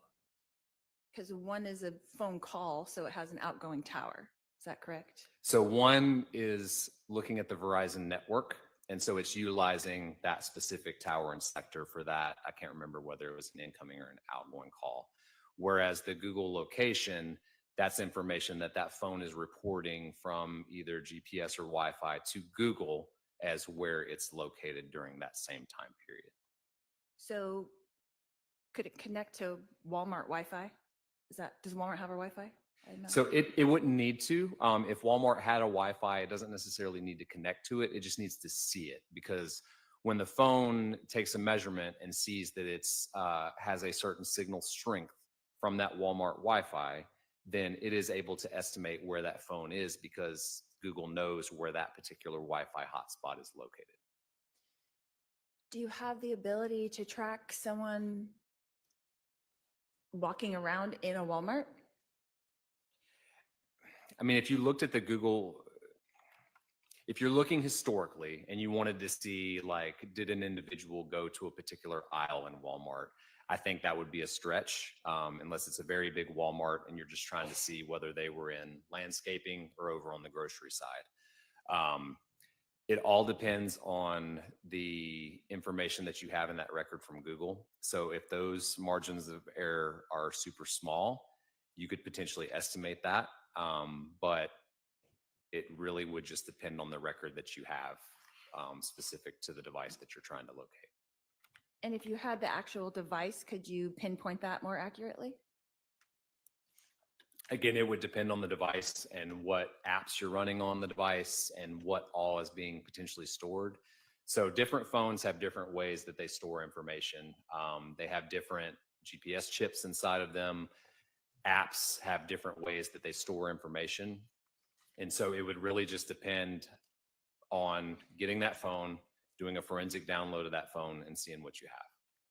And then could you compare that to the Google information that you got and have a much more accurate picture? I wouldn't say you would always have a more accurate picture, because you might not have any records that you might do a forensic download and you're not able to pull out any location information. I would say that it's always better to have more information to do that comparison, but it's not a guarantee that it's going to make it better by having the forensic download of the phone. So it would be more accurate as far as locations from Google?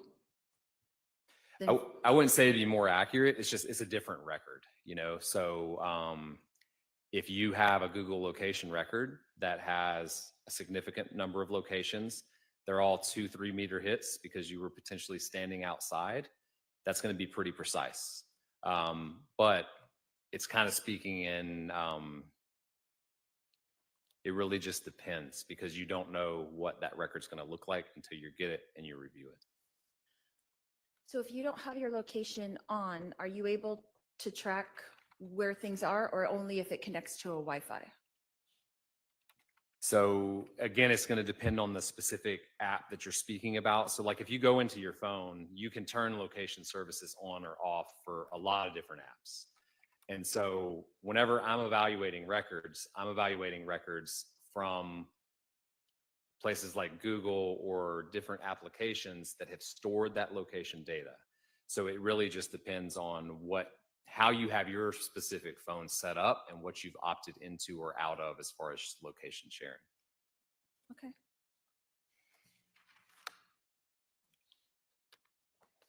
So basically your report is indicative of phones associated to certain emails in certain locations at certain times. So the one phone is associated with the Gmail account. That's the 9120. Okay. The other two phones I'm looking at Verizon records. So it's Okay. basically what Verizon maintained for those specific numbers. And is one more specific than the other, the one with Gmail or the two with Verizon? I would say that the locations being reported to Google had smaller areas to estimate where the device was. When you're talking about the Verizon records, the records that I had, I'm only able to estimate a general area based on what the coverage of a particular tower and sector provides coverage to. Okay, and what is the radius of that, the tower coverage of Verizon? So if you go back to some of my earlier statements, it's going to depend on where you're located. So downtown Phoenix, tower density follows population density. So the coverage areas in downtown Phoenix are going to be a lot smaller than if you get out into rural areas where there's just not as many users. Mhm. And so because of that, that coverage area is going to be large. Typically, I estimate that the coverage area of a tower is going to be the area between that tower and the next tower closest to it. So with the Verizon records, that was the one that would say 16 meters or 15 meters. Was that with the Verizon records? No, that would have been the Google location, if it's what I think you're referring to, where there's a margin of error with a circle around it. That's Mhm. solely from Google. That would not be from Verizon. Okay, so with Verizon, it's more accurate, and with Google, it's with the meters, within a certain amount of meters? It's the way that they're measuring. Google's providing their margin of error. Verizon is not. For Verizon, when we're estimating a coverage area, I'm using my training and experience of locating phones historically and estimating that phone, what the coverage area is going to be for the tower and sector that phone used.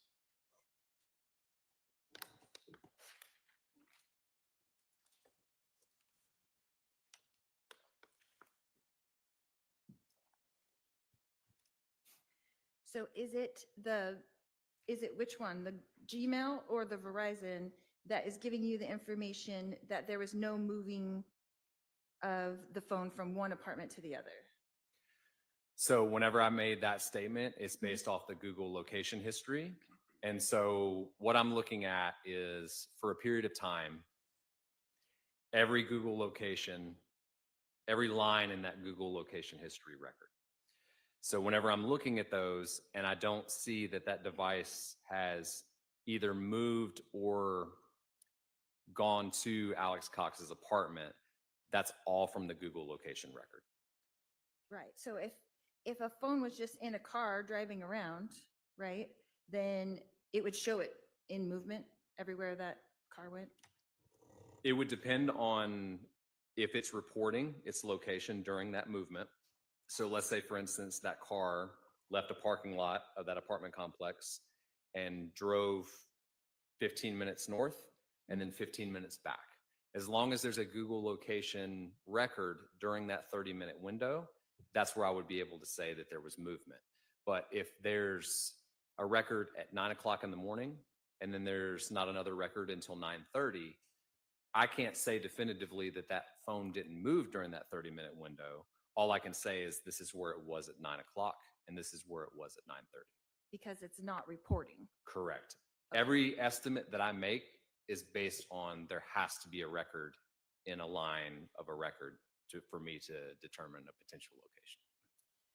So can you explain that to me, what it's reporting? So if a phone is off, it's not going to be reporting anything. But if it's just sitting there stagnant, it's not going to be reporting anything?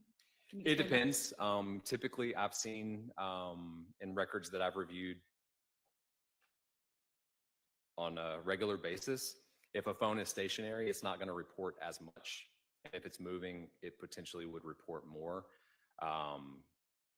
But again, the phone has to be on and the phone has to be opted into location history. And that's what's going to generate that record that's maintained by Google that I can then evaluate and see potentially where a phone was in the past. Okay, so you have access to what is being reported. So I would have access to the Google location record. Right. Only what the phone is reporting or what the device is reporting. To Google, yes. Okay. And you made your report off of what was reported, and it's not, I'm just trying to get to, it's not constant. You're not getting phone record from, like, say, September all the way through October, and you know everything of where that went. Because it wouldn't be reporting all that time. Is that accurate? So I'll give you an analogy, maybe this will potentially help, but if you think about, you live next door to your neighbor and your neighbor's car is in the driveway. They've got a red car in the driveway. And so at 9:02 in the morning, you go and look, the neighbor's car is in the driveway. 9:45, you go and look and the neighbor's car is in the driveway. And then one more time at, say, 11 o'clock, you look and the neighbor's car is in the driveway. You can only say that the neighbor's car was in the driveway at those specific instances because that's when you looked out the window. You could reason that maybe that car was there the entire time, but you can only definitively say where that car was when you have an instance that you looked out the window. So it's the same thing with the Google location record. So I can estimate where a device was as long as there's a date and time, a latitude and longitude, and a margin of error. If that's not present, then I'm not able to estimate during the window of inactivity where that device is. So in your timeline, there could be blind spots where you don't know where the phone was or the device was or what it was doing. If there's not a location record, I can't map it. Okay, thank you. Yes, ma'am. Redirect.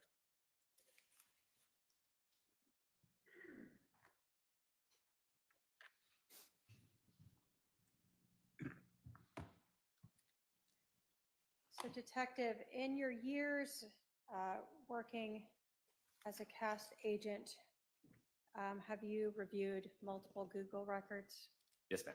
Verizon records, Yes, ma'am. track phone records? Yes, ma'am.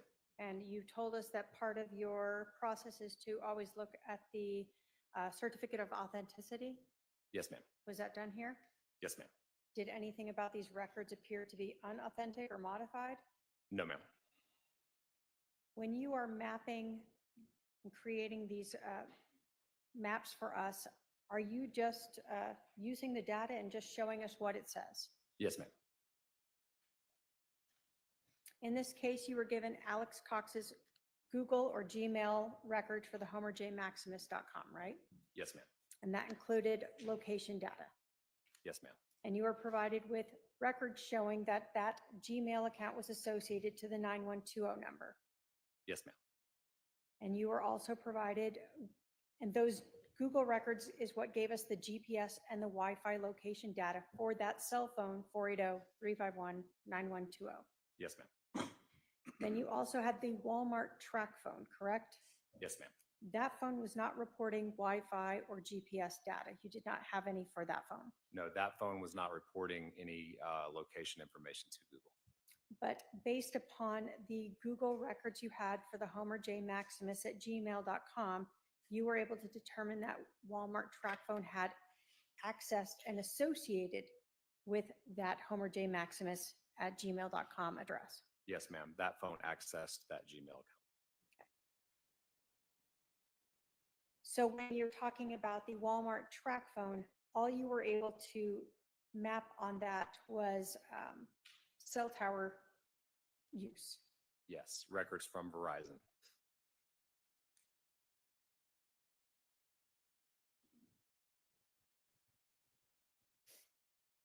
When we talk about the Walmart on September 25th of 2019, we have both the phone associated with Alex Cox, the 9120 phone that you mapped there, right? Yes, ma'am.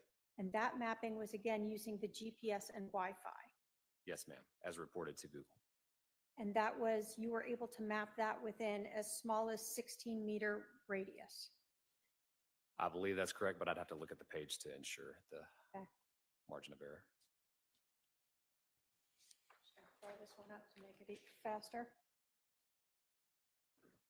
Yeah, so the most precise was the 16 meters. So it's in the Walmart. It's consistent with being in the Walmart. So unless the Walmart's smaller than 16 meters, pretty likely it's there, especially given the number of hits that you had in that location. I'll say that if I were looking for that device and it was, 7:15 right now, and that's the records that I was seeing, I would go inside the Walmart to look for that phone. Now, on the other hand, you also had cell tower usage for the phone number for the phone associated to Lori Vallow, the 4652 number, correct? Yes, ma'am. You did not have GPS or Wi-Fi for that. Correct. That phone was never reporting location information to Google that I had. So for that case, you were using cell tower data. Yes, ma'am. And you were able to determine that that phone was using a cell tower in the area of the Walmart at the same time as this phone is showing Wi-Fi location data at the Walmart. Yeah, I think that was at 7:08 p.m. if I remember right. So it would be in this time frame of 7:07 to 7:16, Yes, ma'am. Correct. and we see over there 7:08. So basically, both of those two phones, the phone associated to Alex Cox and the phone associated to Lori Vallow, are either showing specifically Wi-Fi location data in the area of the Walmart or using a cell tower in the area of the Walmart. Correct. I have no other questions for this witness. Are there any questions for this witness from any member of the jury? I don't see any, sir. You can step down.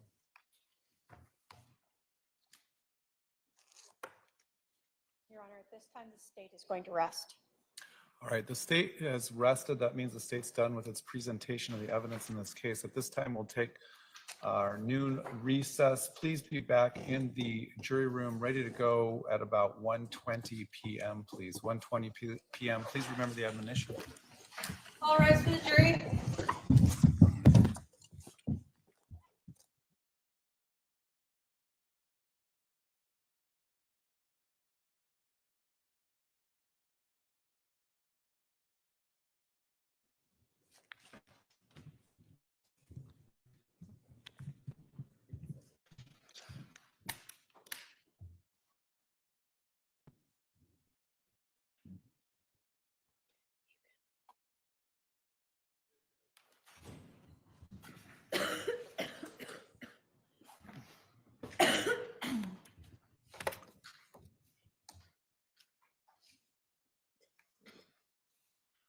Does the defendant intend on putting on a case, any witnesses or testifying? We plan on doing our Rule 20, Your Honor, and no. Okay, go ahead with your Rule 20. Can we do that when we get back from lunch? Sure. If you're telling me you don't plan on testifying or you don't plan on calling witnesses, let's finalize the jury instructions though right now. Did you get a chance to look at those? We did. All right. Let me go to the state first. Why don't we do it this way? We'll just go through one page at a time to make sure everyone's on the same page. So the cover page, then page 2 is duty of the court, evidence to be considered, rulings of the court. Those are standard. Any objections to those from the state? Defense. No. Page 3, direct and circumstantial evidence, redacted exhibits, indictment, not evidence, self-represented defendant. Any objection to those from the state? No, Your Honor. From the defense? No. Sorry, okay. Page 4, comments are not evidence. That was modified a little bit because the defendant represents herself. Credibility of witnesses, testimony of law enforcement officers, expert witnesses. Any objection to those from the state? No. Defense? No objection. Page 5, defendant need not produce evidence, defendant need not testify, voluntariness of defendant's statements, and then the start of the jury not to consider penalty. Again, all standard. Any objections from the state? Judge, we actually have no statements by the defendant, so That's true. We could probably delete that. There were, yeah, I think that's right. There were no statements, so I would intend on deleting that. Anything else from the state?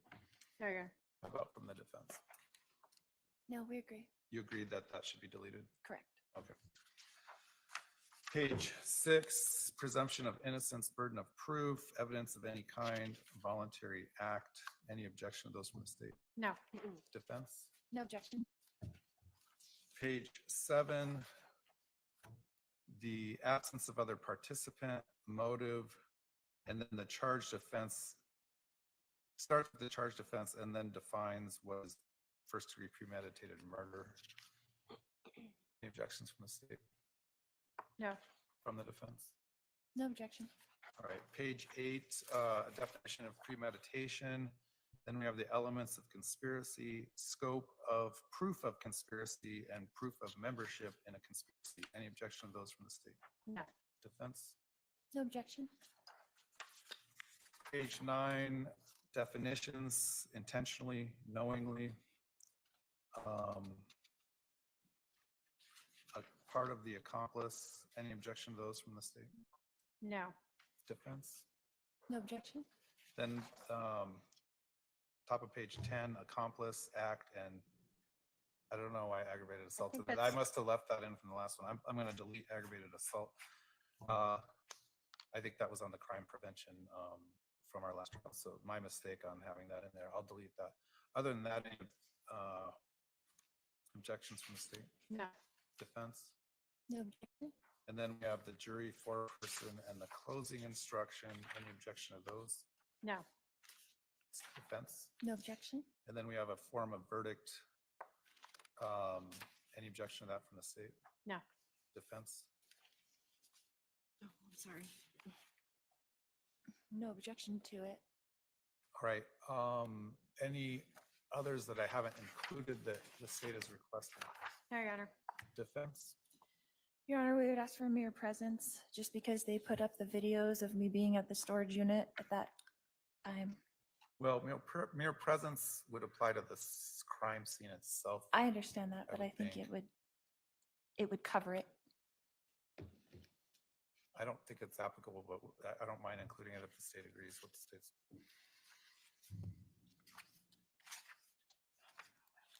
Given it's the conspiracy to be safe, I'm fine including Okay, it in there, we'll add Judge. mere presence back. I think I had it last time. I will probably put that.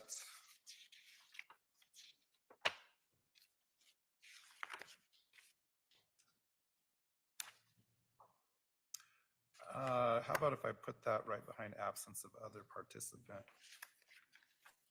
before motive? In that area, it makes sense, I think. That's fine. All right, any other additions?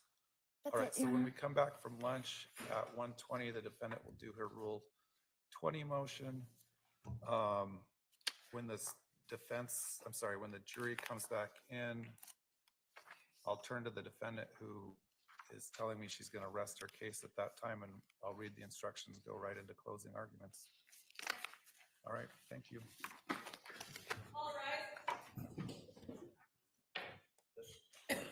Oh, sorry.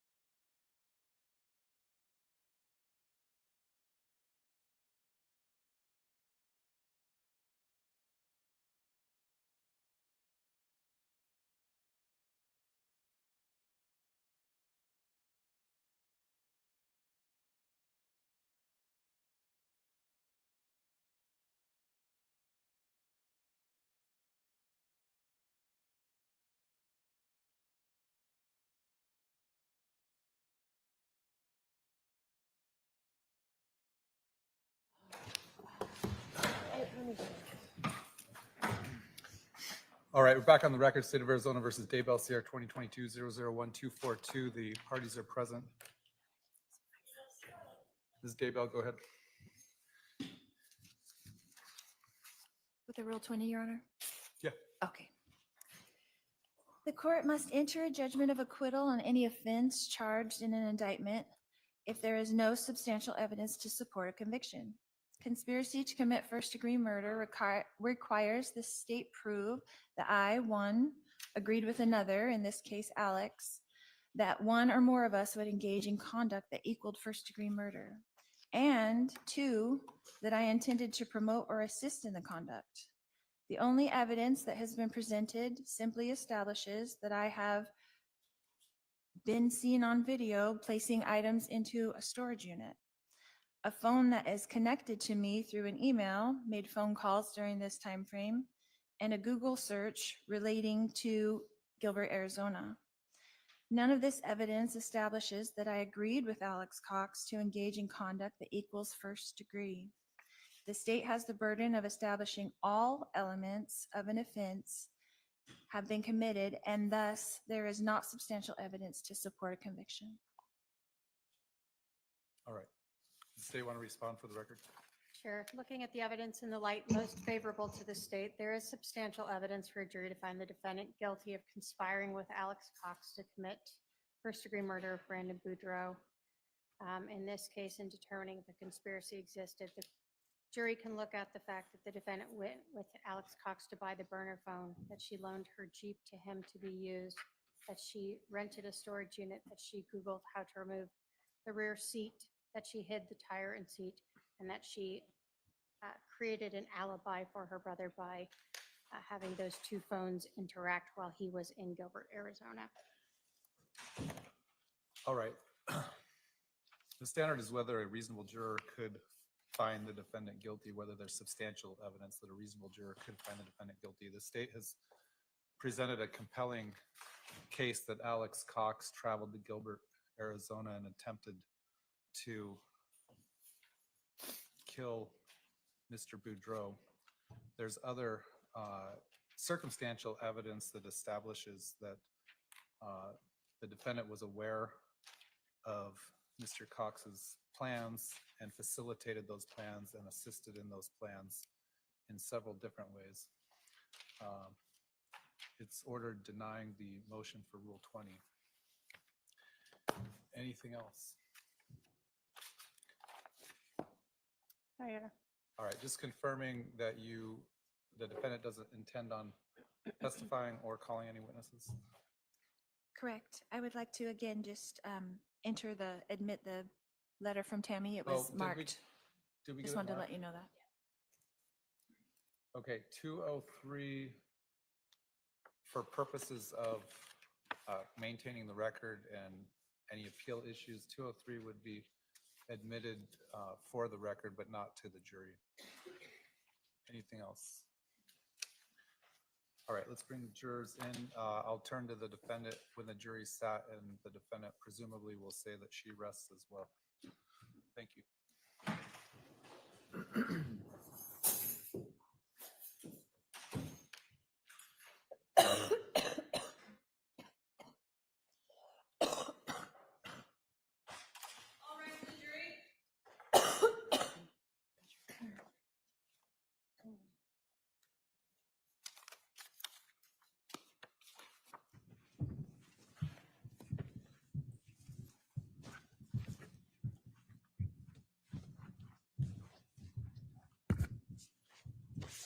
Be seated when you get to your seat.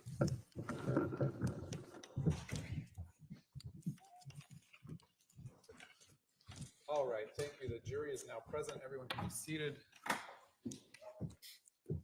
The defense has rested before lunch. I'll now turn to the state rested before lunch. I'll now turn to the defense. The defense also rests, Your Honor. All right, at this time, we are going to hand out the final jury instructions. My assistant will hand those to the jurors. Do the parties already have their copies? Yes. Okay.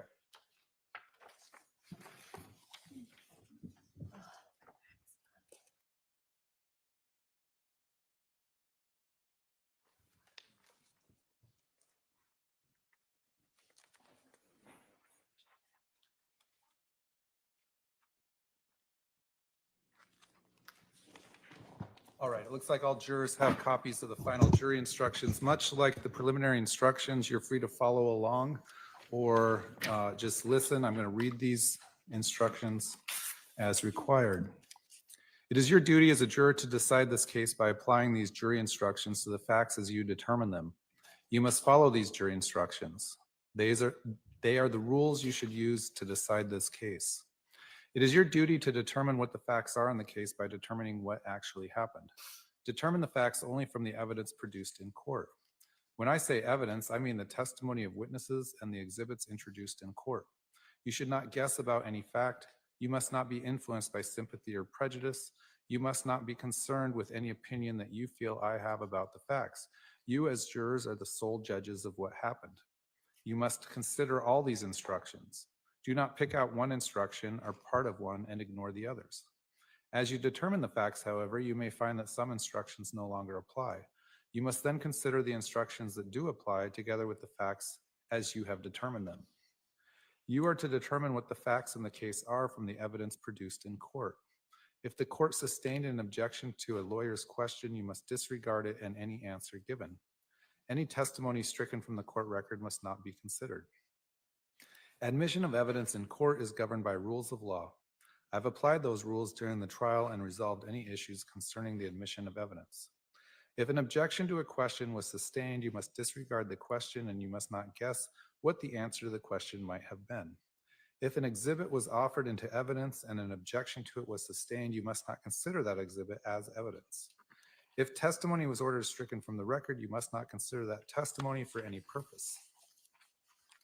If evidence was admitted for a limited purpose, you shall consider that evidence only for that limited purpose.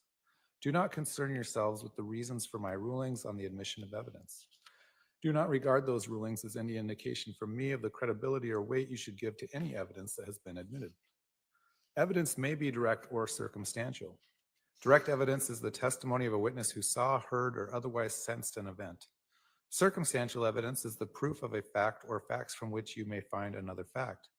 The law makes no distinction between direct and circumstantial evidence. It is for you to determine the importance to be given to the evidence regardless of whether it is direct or circumstantial. Some of the exhibits that have been admitted into evidence have had portions deleted from them for legal reasons. Do not concern yourselves with the reasons why some portions of the exhibits have been deleted. Do not speculate upon what the deleted portions might or might not reveal. The state has charged the defendant with a crime. A charge is not evidence against the defendant. You must not think the defendant is guilty just because of a charge. The defendant has pled not guilty. This plea of not guilty means that the state must prove each element of the charge beyond a reasonable doubt. The defendant in this case represents herself. All instructions I read to you that include references to lawyers or attorneys apply equally to the defendant's self-representation at trial. The defendant's decision to represent herself should not be considered by you in determining the facts. In their opening statements, the prosecutor and the defendant talk to you about the law and the evidence. In a few minutes, the prosecutor and the defendant will give their closing arguments and will talk about the law and the evidence. What they said or say is not evidence because it is not sworn testimony, but it may help you to understand the law and the evidence. In deciding the facts of this case, you should consider what testimony to accept and what to reject. You may accept everything a witness says, or part of it, or none of it. In evaluating testimony, you should use the test for truthfulness that people use in determining matters of importance in everyday life, including such factors as the witness's ability to see or hear or know the things the witness testified to, the quality of the witness's memory, the witness's manner while testifying, whether the witness had any motive, bias, or prejudice, whether the witness was contradicted by anything the witness said or wrote before trial or by other evidence, and the reasonableness of the witness's testimony when considered in the light of the other evidence. Consider all of the evidence in the light of reason, common sense, and experience. The testimony of a law enforcement officer is not entitled to any greater or lesser importance or believability merely because of the fact that the witness is a law enforcement officer. You are to consider the testimony of a police officer just as you would the testimony of any other witness. A witness qualified as an expert by education or experience may state opinions on matters in that witness's field of expertise and may also state reasons for those opinions. Expert opinion testimony should be judged just as any other testimony. You are not bound by it. You may accept it or reject it in whole or in part, and you should give it as much credibility and weight as you think it deserves, considering the witness's qualifications and experience, the reasons given for the opinions, and all the other evidence in the case. The state must prove guilt beyond a reasonable doubt based on the evidence. The defendant is not required to produce evidence of any kind. The defendant's decision not to produce any evidence is not evidence of guilt. The state must prove guilt beyond a reasonable doubt based on the evidence. You must not conclude that the defendant is likely to be guilty because the defendant did not testify. The defendant is not required to testify. The decision on whether or not to testify is left to the defendant. You must not let this choice affect your deliberations in any way. You must decide whether a defendant is guilty or not guilty by determining what the facts in the case are and applying these jury instructions. You must not consider the possible punishment when deciding on guilt. Punishment is left to the judge. The law does not require a defendant to prove innocence. Every defendant is presumed by law to be innocent. You must start with the presumption that the defendant is innocent. The state has the burden of proving the defendant guilty beyond a reasonable doubt. This means the state must prove each element of the charge beyond a reasonable doubt. In civil cases, it is only necessary to prove that a fact is more likely true than not, or that its truth is highly probable. In criminal cases such as this, the state's proof must be more powerful than that. It must be beyond a reasonable doubt. Proof beyond a reasonable doubt is proof that leaves you firmly convinced of the defendant's guilt. There are very few things in this world that we know with absolute certainty, and in criminal cases, the law does not require proof that overcomes every doubt. If, based on your consideration of the evidence, you are firmly convinced that the defendant is guilty of the crime charged, you must find her guilty. If, on the other hand, you think there's a real possibility that she is not guilty, you must give her the benefit of the doubt and find her not guilty.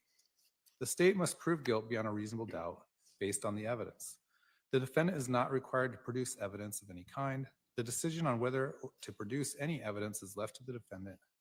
The defendant's decision not to produce evidence is not evidence of guilt.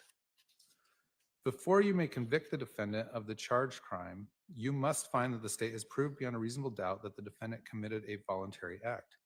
A voluntary act means a bodily movement performed consciously and as a result of effort and determination. You must consider all the evidence in deciding whether the defendant committed the act voluntarily. The only matter for you to determine is whether the state has proved the defendant guilty beyond a reasonable doubt. The defendant's guilt or innocence is not affected by the fact that another person or persons might have participated or cooperated in the crime and is not on trial now. You should not guess about the reason any other person is absent from the courtroom. Guilt cannot be established by the defendant's mere presence at a crime scene, mere association with another person at a crime scene, or mere knowledge that a crime is being committed.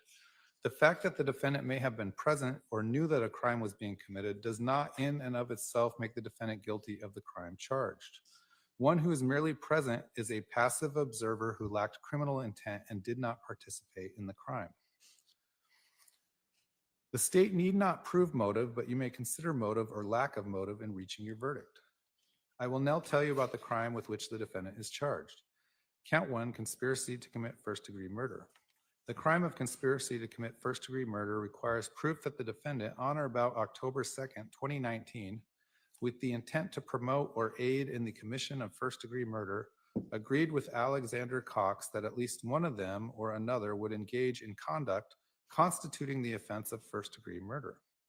The crime of first-degree premeditated murder requires proof that a person, 1, caused the death of another person, and 2, intended or knew that he or she would cause the death of another person, and 3, acted with premeditation. Premeditation means that the defendant intended to kill another human being or knew she or a co-conspirator would kill another human being, and that after forming that intent or knowledge, reflected on the decision before killing. It is this reflection, regardless of the length of time in which it occurs, that distinguishes first-degree murder from second-degree murder.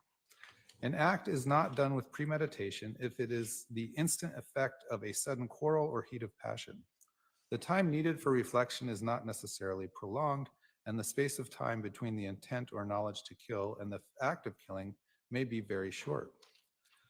The crime of conspiracy to commit first-degree murder requires proof, 1, the defendant agreed with another with one or more persons that one of them or another person would engage in certain conduct, and 2, the defendant intended to promote or assist in the commission of such conduct, and 3, the intended conduct would constitute the crime of first-degree murder, and the defendant knew that such conduct was a crime.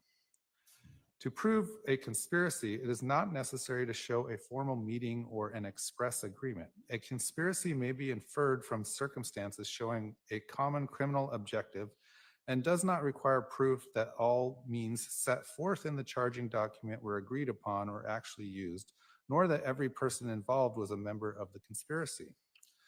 One may become a member of a conspiracy without full knowledge of all the details of the conspiracy. On the other hand, a person who has no knowledge of a conspiracy but happens to act in a way that furthers some object of the conspiracy does not thereby become a conspirator. Before you find that a defendant or any other person was a member of a conspiracy, the evidence must show beyond a reasonable doubt that the conspiracy was knowingly formed and that the defendant or other person knowingly participated in the unlawful plan with the intent to promote or assist the carrying out of the conspiracy. One who knowingly joins an existing conspiracy is as responsible as an originator or instigator of the conspiracy. A person understanding the unlawful character of a plan who knowingly encourages, advises, or assists the undertaking thereby also becomes a conspirator. In determining whether a conspiracy exists, you should consider the actions and statements of all the alleged participants. However, in determining whether a particular defendant was a member of the conspiracy, you should consider only that person's acts and statements. A person cannot be bound by the acts or statements of the other participants until it is established that a conspiracy existed and that person was one of its members. Intentionally or with the intent to means that a person's objective is to cause that result or to engage in that conduct. Intent may be inferred from all the facts and circumstances disclosed by the evidence. It need not be established exclusively by direct sensory proof. The existence of intent is one of the questions of fact for your determination. Knowingly, willfully, or new means that a person is aware or believes that his or her conduct is of that nature or that the circumstance exists. It does not require any knowledge of the unlawfulness of the act or omission. If the state is required to prove that the defendant acted knowingly, that requirement is satisfied if the state proves that the defendant acted intentionally. A defendant is criminally accountable for the conduct of another if the defendant is an accomplice of such other person in the commission of the offense, including any offense that is a natural, improbable, or reasonably foreseeable consequence of the offense for which the person was an accomplice. Accomplice means a person who, with the intent to promote or facilitate the commission of the offense, does any of the following. 1, solicits or commands another person to commit the offense, or 2, aids, counsels, agrees to aid, or attempts to aid another person in planning or committing the offense, or 3, provides means or opportunity to another person to commit the offense. Act means bodily movement. The case will soon be submitted to you for your decision. When you go to the jury room, you will choose a foreperson. The role of the jury foreperson is important, but please remember that the foreperson's opinion about the case is not more important than that of the other jurors. The opinions of each juror count equally. The jury foreperson's responsibilities include the following. Make sure every member of the jury is present during the discussions and deliberations. 2, make sure that the deliberations are conducted respectfully and that all issues are fully discussed. The discussions should be open and free so that every juror may participate. 3, all jurors should be allowed to state their views about the case and what they think the verdict should be and why. 4, all members must agree unanimously on any verdict. Therefore, the foreperson should count the votes to ensure that every juror has voted. 5, if you reach a verdict, fill out the verdict form and then sign the form on behalf of the jury. 6, if the jury reaches a verdict, the foreperson will inform the courtroom assistant. When the jury returns to the courtroom, the foreperson will bring the signed or unsigned verdict form as well as any question forms that may have been used. 7, when you return to the courtroom, the court will ask the foreperson whether the jury has reached any verdict. The foreperson will respond yes or no. The foreperson is not expected to read any verdict to the court. That will be done by the clerk. In just a few minutes, you will hear the closing arguments in this case. After that, the case will be submitted to you for decision. I suggest that you discuss and then set your deliberation schedule. You are in charge of your schedule and may set and vary it by agreement and the approval of the court. After you have decided on a schedule, please advise the courtroom assistant. You are to discuss the case and deliberate only when all jurors are together in the jury room. You are not to discuss the case with each other or anyone else during breaks or recesses. The admonition I have given you during the trial remains in effect when all of you are not in the jury room deliberating. After setting your schedule, I suggest that you next review the written jury instructions and verdict form. It may be helpful for you to discuss the instructions and verdict form to make sure that you understand them. Again, during your deliberations, you must follow the instructions and refer to them to answer any questions about applicable law, procedure, and definitions. Should any of you or the jury as a whole have any question for me during your deliberations or wish to communicate with me on any other matter, please utilize the jury question form that we will provide you. Your question or message must be communicated to me in writing and must be signed by you or the foreperson. I will consider your question or note and consult with the parties before answering it in writing. I will answer it as quickly as possible. Remember that you are not to tell anyone, including me, how you stand numerically or otherwise until after you have reached a verdict or have been discharged. During your deliberations, you must not communicate with or provide any information to anyone by any means about this case. You may not use any electronic device or social media to communicate to anyone any information about this case or to conduct any research about the case until I accept your verdict. 12 of you must agree on a verdict. You must be unanimous. Once all 12 agree on a verdict, only the foreperson needs sign the verdict form on the line marked jury foreperson. You will be given one form of verdict. The verdict form reads as follows. There is no significance to the order in which the options of guilty and not guilty are listed on the verdict form. At the back, this is the sample verdict form.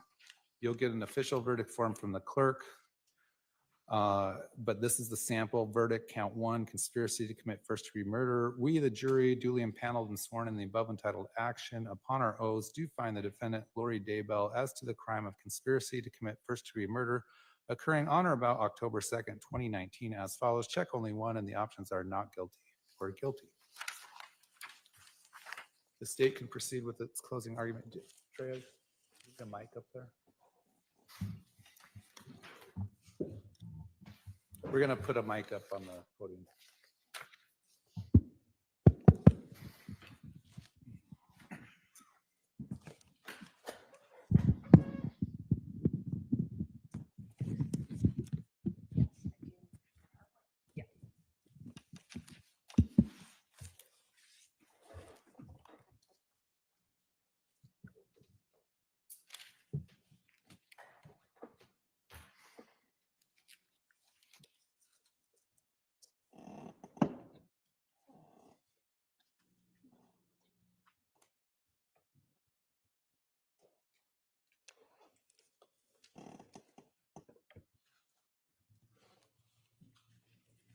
Who would want to kill you? That is a question that Officer Mary Ann Robb asked Brandon when she first arrived. That's a question that Detective Pillar asked Brandon when he spoke with him. Brandon Boudreaux gave the exact same answer to both of these officers. He gave them two names. Lori Vallow, the woman seated over here, and Alexander Cox. He told them that he believed his shooting had something to do with an incident that occurred in Chandler in July of 2019, a couple months before this. He pointed them to that. He told them that Lori Vallow had lived in Texas and that the Jeep used in this shooting was from Texas. And then he told them what happened, how he had come home that morning. This Jeep was parked unusually close to his driveway, waiting. That he noticed there was no tire on the back, that he noticed that Texas license plate, that it was a two-door Wrangler, and then he noticed that window go up. He saw the rifle come out. He saw what he believed was a silencer at the end. And then he heard and saw that bullet that hit the frame of his car, shattering the window right near his ear, causing that loud bang that he heard when that struck right near his head, mere inches away from him. Brandon drove off and called 911, actually panting in panic from what he had just experienced. This defendant's co-conspirator also drove off to try to escape, immediately calling this defendant's soon-to-be husband, Chad Daybell, and Googling a way to get back to Idaho Falls, sort of through back roads. The names that Brandon Boudreaux gave the police were correct, but Brandon had no idea of the amount of planning that had gone on leading up to this October 2nd shooting. As you've seen and heard in this trial, much of this conspiracy, this planning, this premeditation occurred in Idaho. So what I'd like to do is go through the evidence, discuss it all together in a timeline that might make a little more sense than the presentation during trial, and show you how it all fits together. Show you how all of this evidence points to one conclusion, that this defendant was involved in that conspiracy to commit first-degree murder. Next, I'd like to talk to you about the jury instructions. Go through some of them specifically, and then talk to you how this evidence proves beyond a reasonable doubt that this defendant is guilty. And finally, I want to talk to you about, I'll call them so-called defenses. Maybe that there was no shooting at all. Perhaps Melani did it, or maybe just that this defendant wasn't involved. And we'll discuss those options. So let's start with a timeline that you heard from the beginning of this trial starts around June 25th, when Brandon Boudreaux learns that this defendant has been feeding lies to his then wife, Melani. She has been telling Melani things like Brandon hacked into her computer, that Brandon was gay, that Brandon was trying to take her temple recommend away. Brandon told you that he had heard these things from Charles too, this defendant's husband at the time, who had told Brandon that his wife, Lori Vallow, was telling Brandon's wife lies.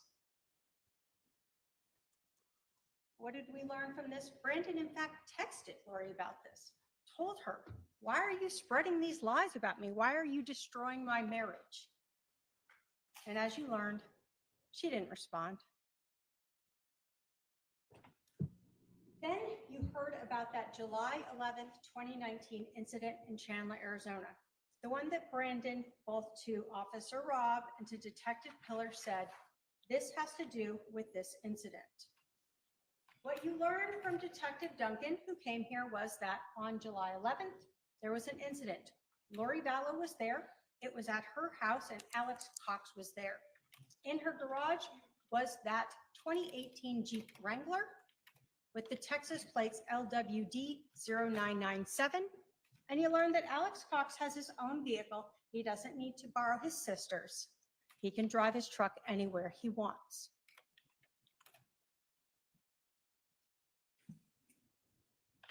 As Brandon's divorce is progressing, and he's seeking a mediator and working through that, this defendant and her brother moved to Rexburg, Idaho. You were provided with various documents from search warrants, both through Detective Duncan and Lieutenant Hermosillo, through Lolly Time iCloud accounts for this defendant, showing that she had emailed Blue Skies, that she rented an apartment up there. We see that she was searching for areas up there. We also saw that her brother, Alex Cox, moved right up there with her.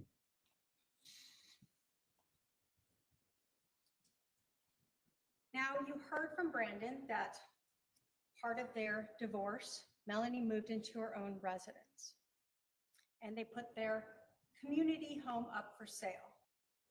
And on September 13th, when their home had sold, but it was still pending, he rented that house at 3875 East Phelps Street. He told just a handful of people that address. Melani Pawlowski asked for it on September 17th, and he provided it to her. Why wouldn't he? The only other people who knew that address were his 2 neighbors and a couple of friends, 5 people. But the only one that knew this defendant and Alex Cox, the woman that she referred to as her mom, that was her mom figure, this defendant, Lori Vallow, is the only one that would have known that address so that Alex could go there later. We know that on September 25th, Brandon moved into that residence.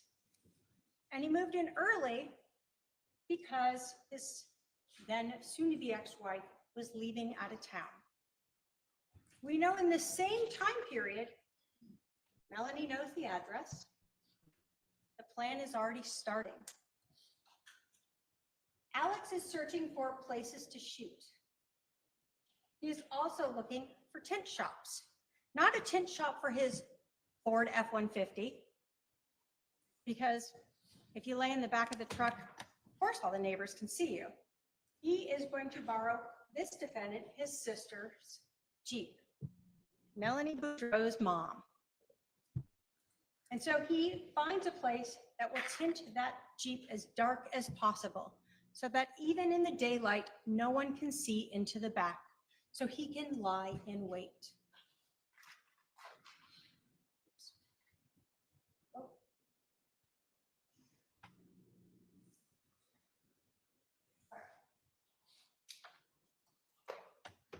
We saw that not only does Alex search for and get to Dan's windows, and this is important. You may say, well, who cares? Of course we know that. We heard from Dan Moss.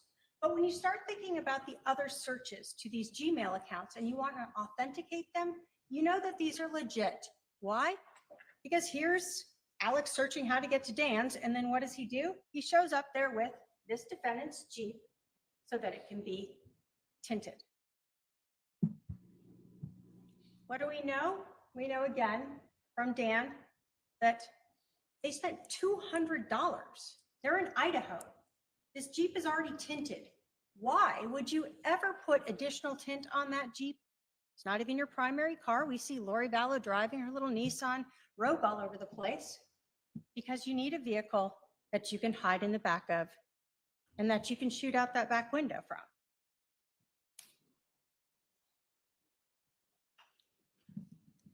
The burner phone. We heard this morning from Nick Balance, and he talked to you about both the records that you have seen that were admitted, as well as now the Google location data and cell phone analysis. What do we know? That on September 25th, when that burner phone was purchased at that Walmart, Alex Cox's phone is there, and Lori Vallow's phone is using a cell tower in that area. They drive out of town to a different Walmart to go buy this phone.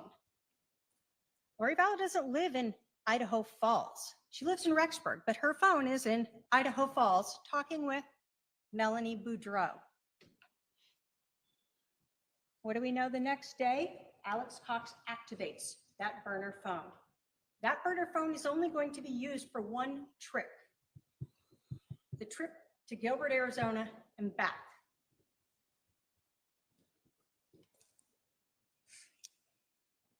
This is what you learned from Nick Balance this morning.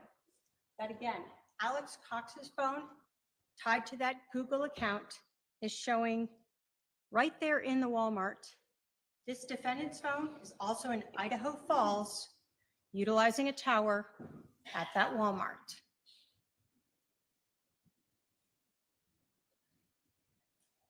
Then we know on the 26th, when we're activating this phone, Melani Boudreaux flies up here to be with the defendant. We know at this time, Brandon Boudreaux has the kids, and we know that they have an agreement. Brandon will keep them Monday and Tuesday and Wednesday. Wednesday, October 2nd, he will hand them back to her and they will stay with her. So when he's shot and killed, it won't matter because she'll have the kids. It'll be fine. They know because it's the plan that their youngest gets dropped off every morning. Brandon will pull up to the park and let her know he's there. And so all of this information is known. Now, how do we know it's known? We know by the timing. And so we'll go through that. But remember, this is when Melanie's coming up and spending 3 days with this defendant. She has to be back Monday. Why? Because she's going to take the kids like she always does. Again, we have Alex Cox preparing for this shooting. We know he's not only practicing, but he's trying to figure out trajectory. What do we know? That this is a moving car. Alex Cox is going to have to try to fire out the back of a Jeep at a moving car. And ladies and gentlemen, he came pretty close to being successful at that. We know that Melani flies back to Arizona. And then we have the beginning of the trip and the beginning of this defendant starting the giant alibi defense that she does. Why would anyone ever take someone's cell phone and carry it around with them? Why would you take someone's cell phone and do that? Why would you make phone calls between each other than to ensure that it looks like Alex Cox is still in Idaho? They think he has a burner phone. No one will even know. Great idea, other than we know he hooked it up to his Google account. So we know that the afternoon of the 30th, Alex takes his phone over to his sister's apartment. And it stays there or with this defendant until he returns on the 3rd.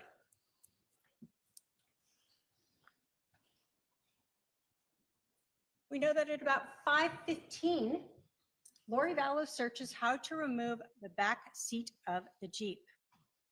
Alex Cox still is there, and now she is helping him get ready for his trip. She has his phone, she's giving him her Jeep, and she is helping him make it more comfortable so he can lie in wait in the back. They had to remove the tire, and they had to remove that back seat.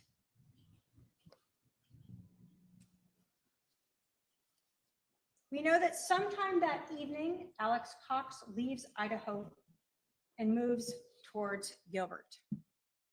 We heard from Detective Pillar that there was an LPR reading for that Texas license plate LWD 0997 at around 8:10 outside of Rexburg, Idaho.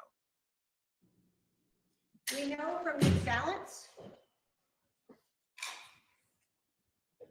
that there is no phone activity until we see the phone arrive in Arizona.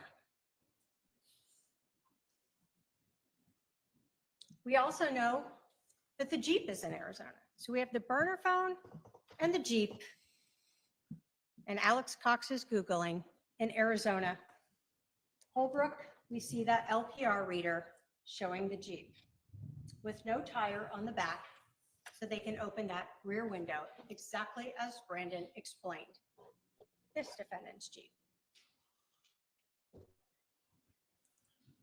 What do we know is that, again, the burner phone is calling one person, this defendant's husband, Chad Daybell. We see that Alex Cox is in Arizona with other physical evidence. What is that? It's that receipt from Los Favoritos that was recovered inside the Jeep in Idaho. So we know the Jeep is down here. As much as the defendant wants to tell you about colors or whatever else, her Jeep was here in Mesa on October 1st of 2019. We can just stop pretending that didn't happen. We know as well, when we look at those Google records, we're trying to authenticate them, that the Los Favoritos was on Power Road in Mesa. And after having lunch, Alex Cox Googled another location on Power Road. Now, this defendant, in aiding this conspiracy and helping her brother, starts by renting that storage unit. Now, she rents that on October 1st. She also still is in possession of her brother's phone. So this way it looks like Alex Cox is going with her to the storage unit. She's providing that alibi because they don't think that the burner phone has hooked into this Google account. They don't know about the LPR readers. They don't think about the receipt. So Lori Vallow provides his alibi and she brings the phone with her, and we know that Alex Cox's phone is with this defendant as she's renting a storage unit. Even though we know from the video, he's not there, she's alone.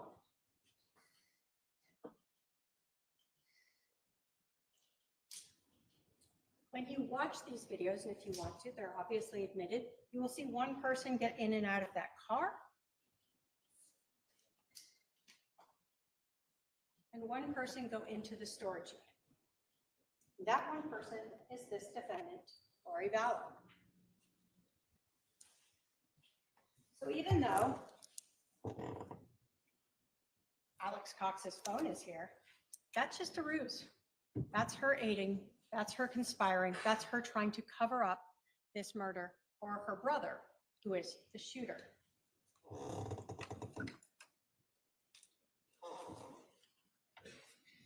What we know as well is by October 1st, we know the Jeep and Alex Cox are here in Arizona. And we know that that evening of October 1st, he Googles that address. The address that only 5 people knew. The address that this defendant's niece, the person she said she's like a mom for, that's where her ex-husband, or soon-to-be ex-husband, is living. He Googles 3875 East Phelps Street, even with the zip code into it. And then he gets directions there, getting prepared, knowing where he needs to go the next morning. Why? Because again, Melanie and Brandon have a very set schedule, and they know that Brandon's going to drop off the kids and then meet Melanie to pass off their youngest, and Alex will be waiting at home.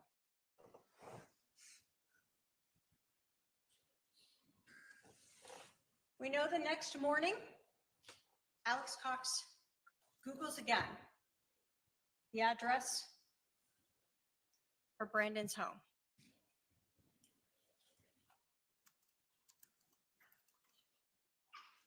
We know that that morning, Alex Cox's burner phone is utilizing towers near this defendant's niece, Brandon Boudreaux's soon-to-be ex-wife's home, Melani Pawlowski. And we know that the calls that he is having are with this defendant's husband, Chad Daybell. And we know that by 7:22, Alex is moving towards Brandon's home. He knows that Brandon is going to be leaving to take the kids to school because Melanie knows the schedule, and he will be waiting when the kids are dropped off. The morning of October 2nd, Brandon has a very normal schedule. He's got to get his kids to school. He leaves around 7:25. He drops off his first kids at school, and then he meets with Melanie and drops off their youngest. Melanie does not know that Brandon is going to work out. Normally, he'd go home. Alex would be waiting there. But instead, he went to the gym.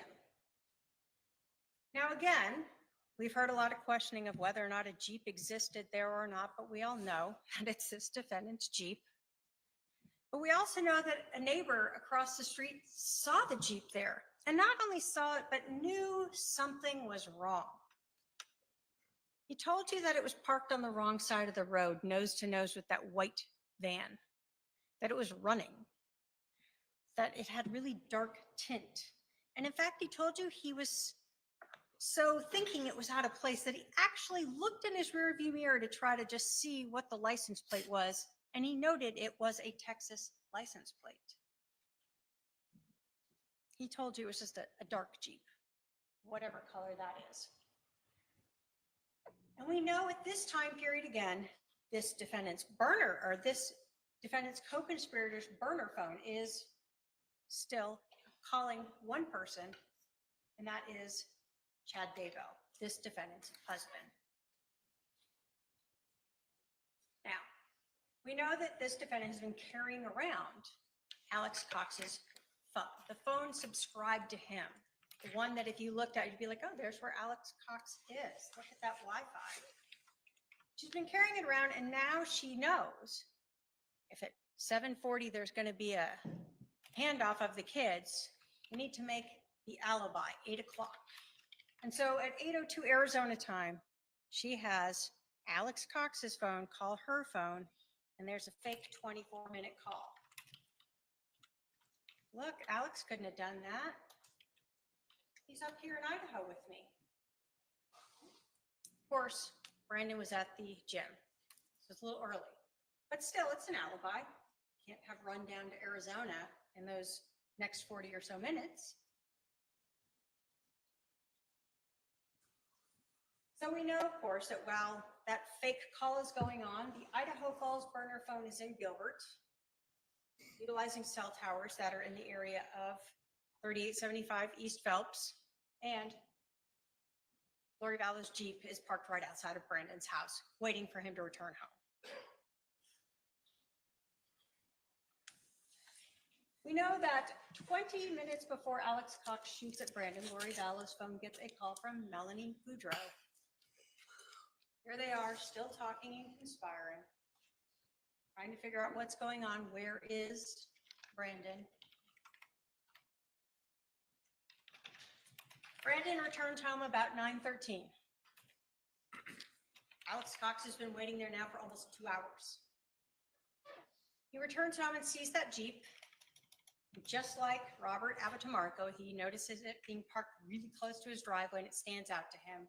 And of course, then he sees that window open and that barrel come out, and this gun shoot at him and almost hit him.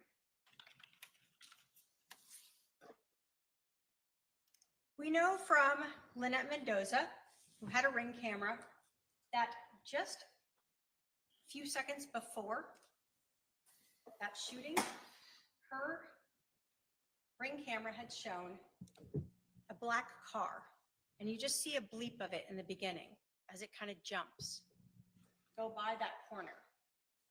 And then a few seconds later, you hear that loud bang. When you look at the time on that Ring camera that you have admitted, it matches up with that 911 call with when Brandon is calling in to say he's just been shot at.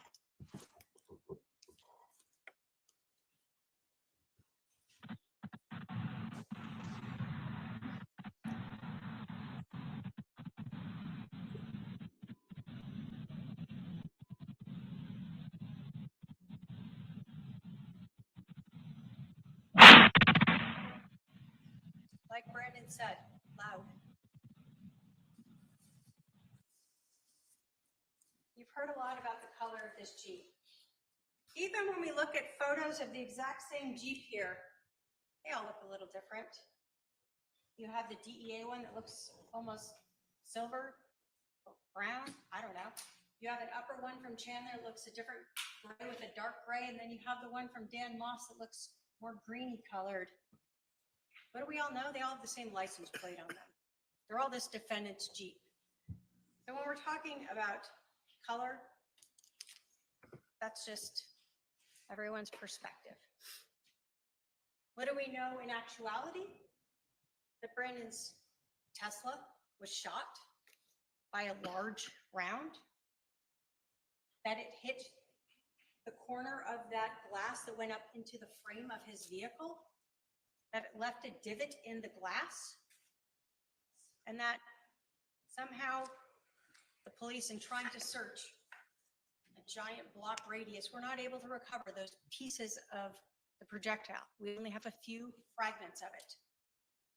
But everyone who has worked these scenes knows that's a bullet hole, and those were projectile fragments. And that was a gun that Brandon saw, and that's a shot that he heard.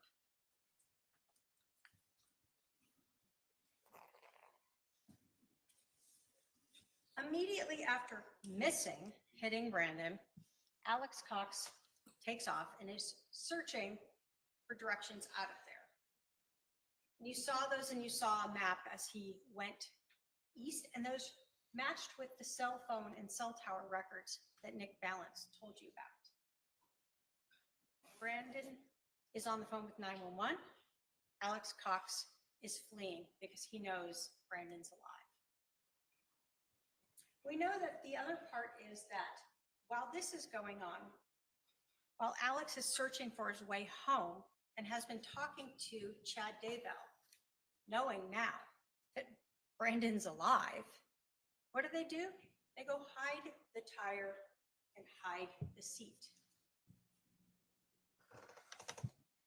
So the timing of those videos when Chad Daybell, who is talking to Alex Cox, and this defendant go to the storage unit, is as Alex Cox is calling him and telling him whatever as he's fleeing to go home.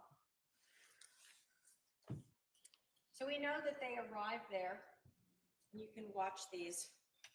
By they, I mean Chad Daybell and Lori Vallow. And we know that they bring in a tire and what looks like a seat. You can actually see Chad rolling the tire in. And again, why is this important? This is this defendant who has helped take the tire and seat out of her Jeep to make it available for her brother to take his guns down to Arizona to shoot at her niece's soon-to-be ex-husband. That's what we're talking about when we're talking about this conspiracy.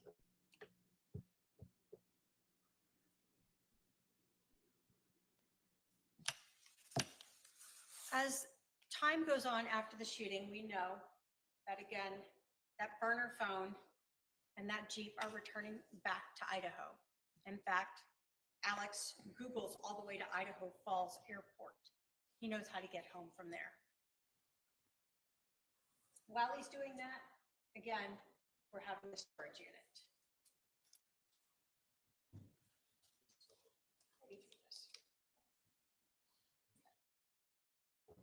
What do we know as the Jeep is coming back? It's back in Idaho and around Rexburg around the time of 3:54 and 4:28 when LPR readers note the Jeep back up there.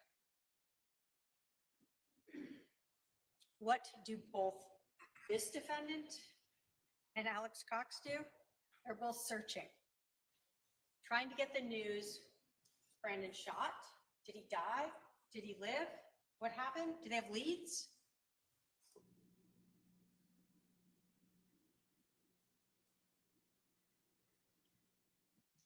And again, when we talk about the Jeep and this idea that somehow it's not this defendant's Jeep, that she wasn't involved in this, we know that there was gunshot residue, characteristic particles that are unique to just gunshot residue located in the back of this Jeep, not on the seat or the floor, but on the windows.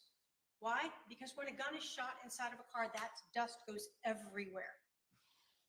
And that's why they were able to collect that. But do we know that even though this is the defendant's Jeep, Alex Cox's DNA is on it?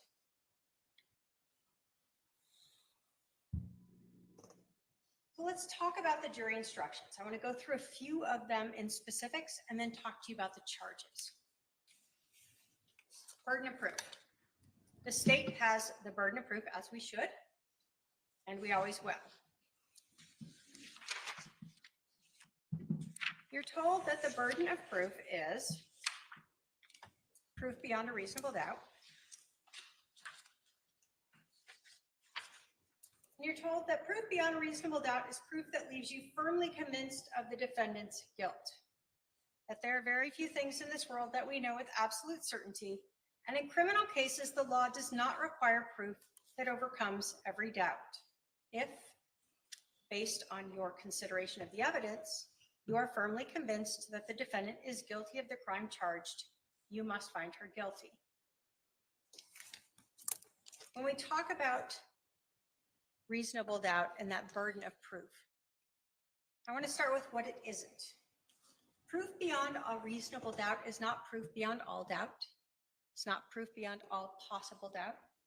It's proof beyond any reasonable doubt. And I'll give an example. When Kyle Mueller was on the stand and he was questioned about gunshot residue, he was asked, for instance, if a bunch of hairspray could cause the GSR in the car. And he said, well, maybe like one of the particles, but not all three. So maybe if all they had found, possibly you could say that was a doubt, but is it a reasonable doubt that hairspray caused the GSR in the car? No. So let's talk about direct and circumstantial evidence. And that's because we have a mixture of both here.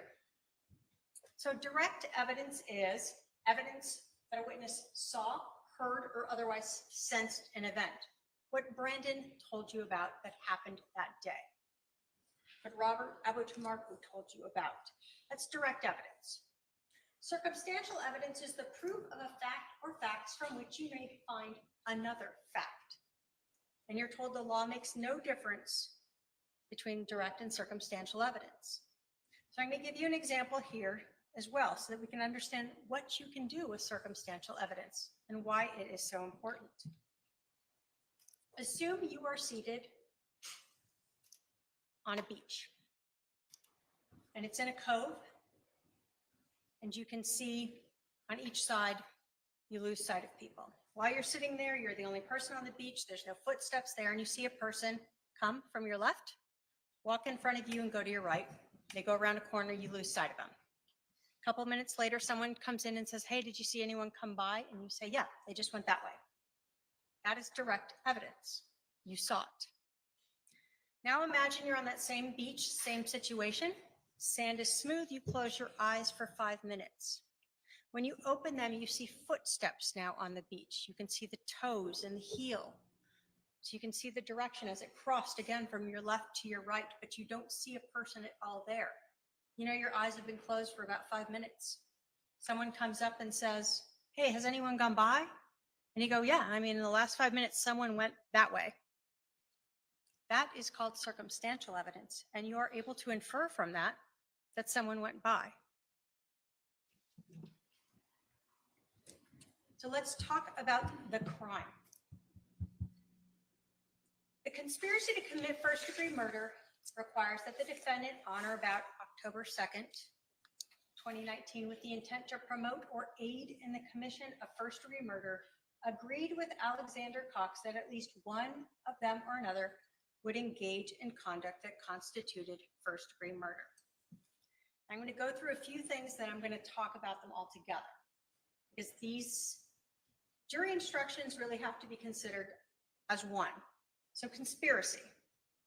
When we're talking about conspiracy, we're talking about the defendant agreeing with Alex Cox and others to engage in that conduct, first-degree murder. That she had to intend to promote or assist, and that's going to be very important here in the commission of that conduct. She doesn't have to be the shooter, she has to promote or assist it. And that the intended conduct would constitute the crime of first-degree murder. Again, doesn't have to be completed. That's why it's conspiracy to commit first-degree murder. Proof of the membership. You're told that one may become a member of a conspiracy without knowing every detail. She doesn't have to know how long Alex is waiting there, what type of bullets he's going to use. The evidence must show beyond a reasonable doubt that the conspiracy was knowingly formed and that the defendant or other persons participated in the unlawful plan with the intent to promote or assist the carrying out of the conspiracy. In determining whether a conspiracy exists, you should consider the actions and statements of all of the alleged participants. So you're going to have to look at everything and look at what this defendant did to promote or assist that conspiracy. So, first-degree murder. Again, I'm going to just note that conspiracy means the parties agreed to engage in that conduct, so it doesn't mean there has to be a death. They are conspiring to kill someone. So we know that someone shot at Brandon Boudreaux and came very close to causing his death. They have to intend or knew that he or she would cause the death of another person, which when you are shooting at them with a rifle, that is what you are intending or knowing. And they acted with premeditation. Talk about premeditation and we'll wrap it all together to discuss. So premeditation means that they intended to kill another person and that they formed an intent or knowledge and then reflected on it. Now, in Arizona, premeditation does not require some long, drawn-out plan. Reflection can be very fast.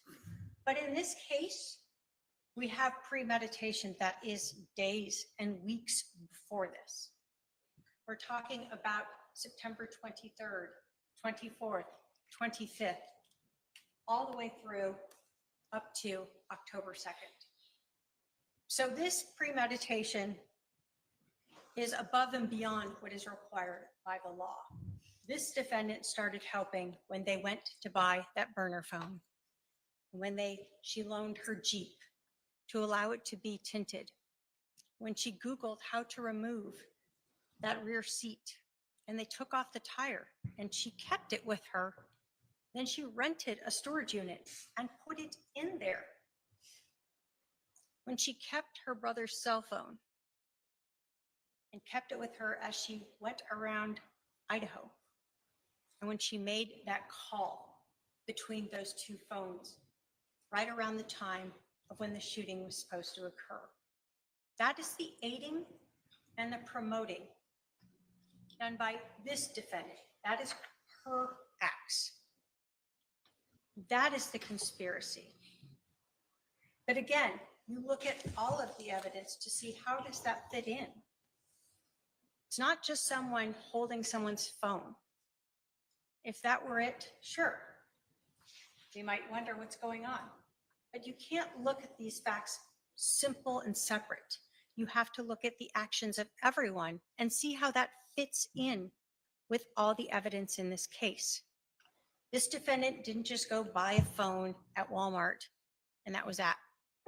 This defendant didn't just rent a storage unit and put her own personal property in there. This defendant didn't just decide to loan her Jeep to her brother and then decide to take the rear tire off it and the interior seat out of it. She did all of these things to aid and promote this first-degree murder.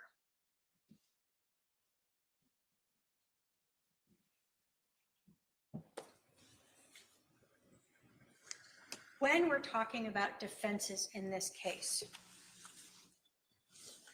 there are potential ones we'll talk about. You've heard in this trial that maybe there was no shooting. There's not even a first-degree murder because I believe there were some thoughts about that the hole in his car was made by a tire iron or whatever other defenses there were. But what do we know? Yes, there's a shooting here. Brandon's car has a bullet hole in it. There are fragments from that bullet hole in there. There's damage to his glass consistent with that location of the bullet hole in his car. Brandon called 911 out of breath from the fear of having just been shot when that bullet hit the frame of his car right near his head and shattered that window next to him. the Ring camera and that gunshot that you heard. Robert Abitamarco putting the Jeep there is idling there. So is that a defense? No. There was a shooting. So what else? We've heard something about Melanie doing it. She had a financial motive. And I'm not here to tell you that Melanie wasn't involved in this. I'm telling you that this defendant was also involved in this. When we talk about a conspiracy to commit murder, there can be multiple people involved in that conspiracy. There were multiple people involved in that conspiracy. Melani Boudreaux is the only one that had the address. So yes, she was involved. But was she it? No.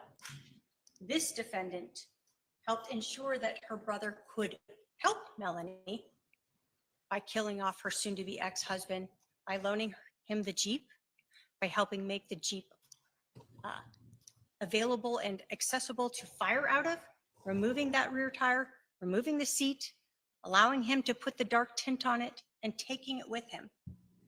And then providing that alibi over those days while he was gone to help cover up that he was the shooter.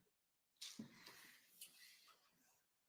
think she also said maybe she's not responsible for what her brother has done. But we know she is responsible. She is a co-conspirator. She is assisting, she is promoting in this crime. We know from the 25th on, she is helping to get the phone, to get ready, to make the Jeep ready,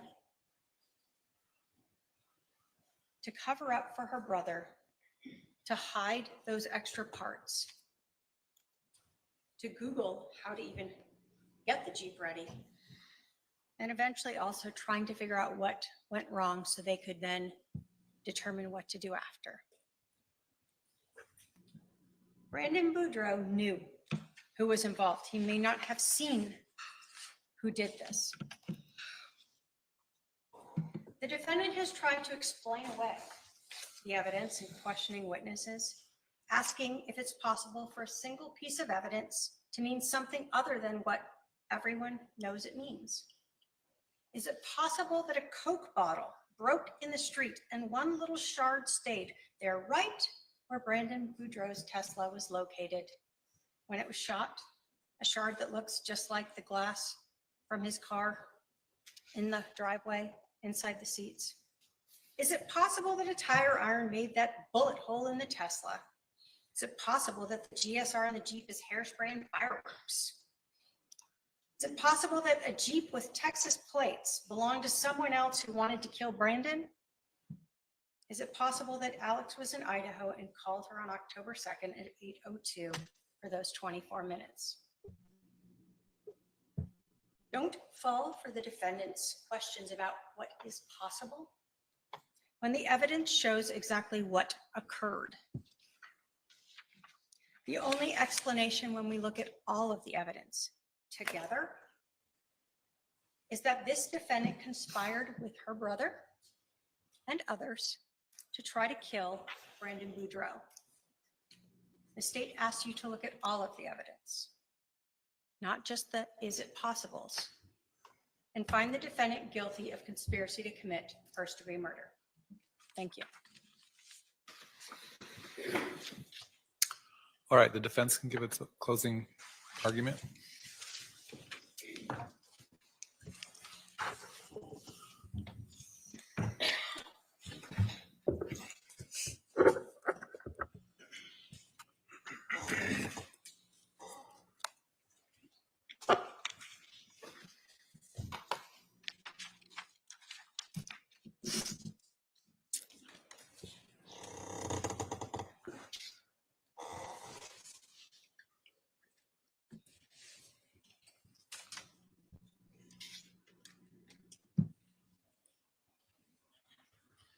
When a family breaks apart, it is a tragedy, with the devastation far-reaching, affecting many people. I am not exempt from tragedy, none of us are. But what we learn from it is most important.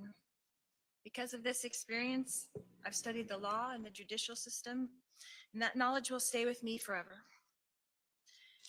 When we experience tragedy, we can grow stronger from the experiences, and then those experiences are not all negative. You would think that often people in my position would feel defensive or angry. And from where I am standing, I understand that very well. But I don't feel any of those things. You have watched me under pressure, under scrutiny, and even under attack.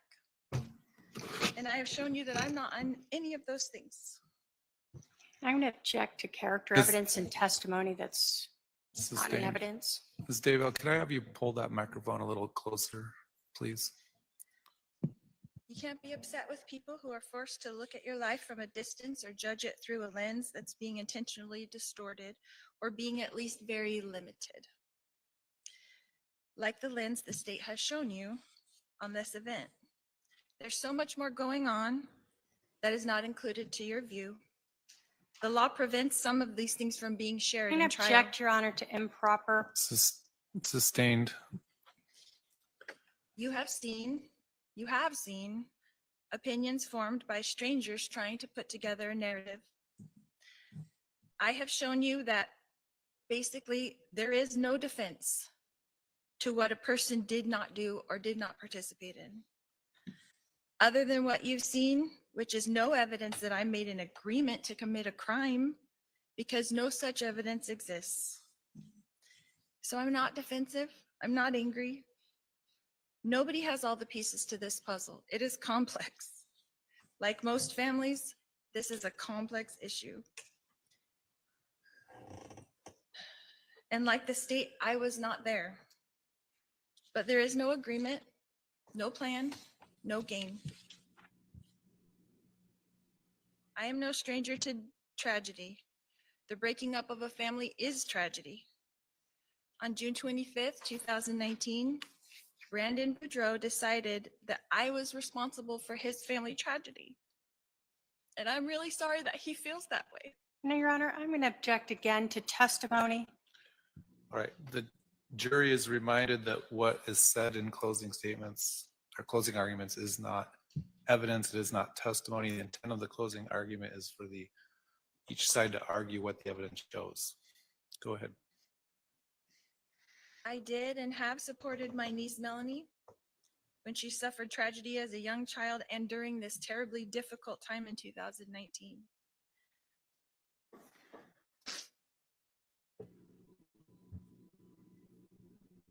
We read the text from Brandon to me on June 25th, 2019, where he claims that he will never stop until he proves that I am responsible. Well, here we are, almost 6 years later, and I'm charged with conspiracy to commit first-degree murder. In order to have a conspiracy, 2 or more people have to make an agreement to commit a crime. There is no such agreement between me and my brother Alex, although I did love my brother Alex. And I'm going to object again, Your Honor, to testifying. Sustained. There is no agreement that was shown to you between myself and Melani Boudreaux, although I love Melanie. And I'm going to object again to testifying. Sustained. I cannot tell you what happened that day on October 2nd, 2019, because I was not there. And I'm going to again object to testifying, and please strike everything the defendant has said. All right. The defendant is admonished, you cannot argue things that were not admitted into evidence. The prosecutor wasn't there. Law enforcement wasn't there. Only Brandon knows what happened before he called 911. Only Brandon said he will not stop.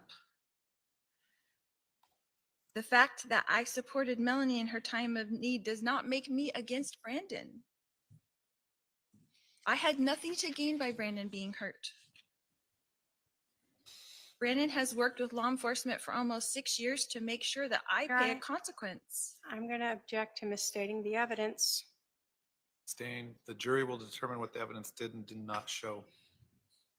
Your job is to determine if I committed a crime, this crime, a conspiracy, an agreement, not cleaning out a garage, but an agreement to commit murder. You did not see an agreement.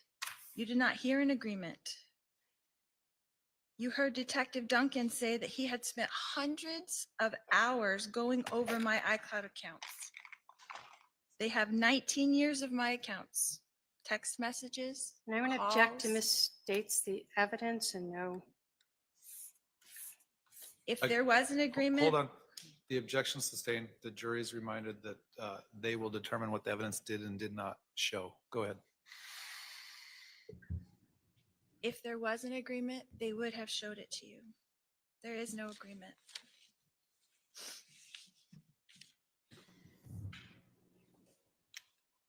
We've all experienced tragedies in our lives, and naturally people want someone to blame, someone to pay a price. My brother is no longer here. We can't ask him about that day. There were things presented in this case that I did not know. And I'm going to object again to testifying, Your Honor, and ask to strike. Sustained. Things that I saw, I thought, And again, I'm going to already ask to strike. All right. The defendant cannot testify to things that were not testified to from the witness stand. because this is the theory the prosecutor wants you to see, it is limited. How can we say clearly when the law only allows for a skewed view of things?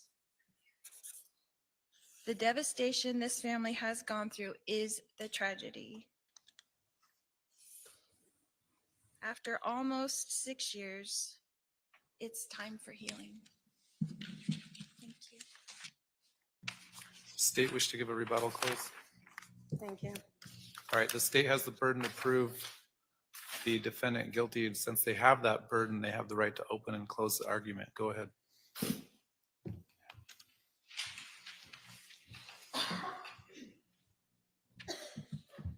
The defendant wants you to think that Brandon has it out for her.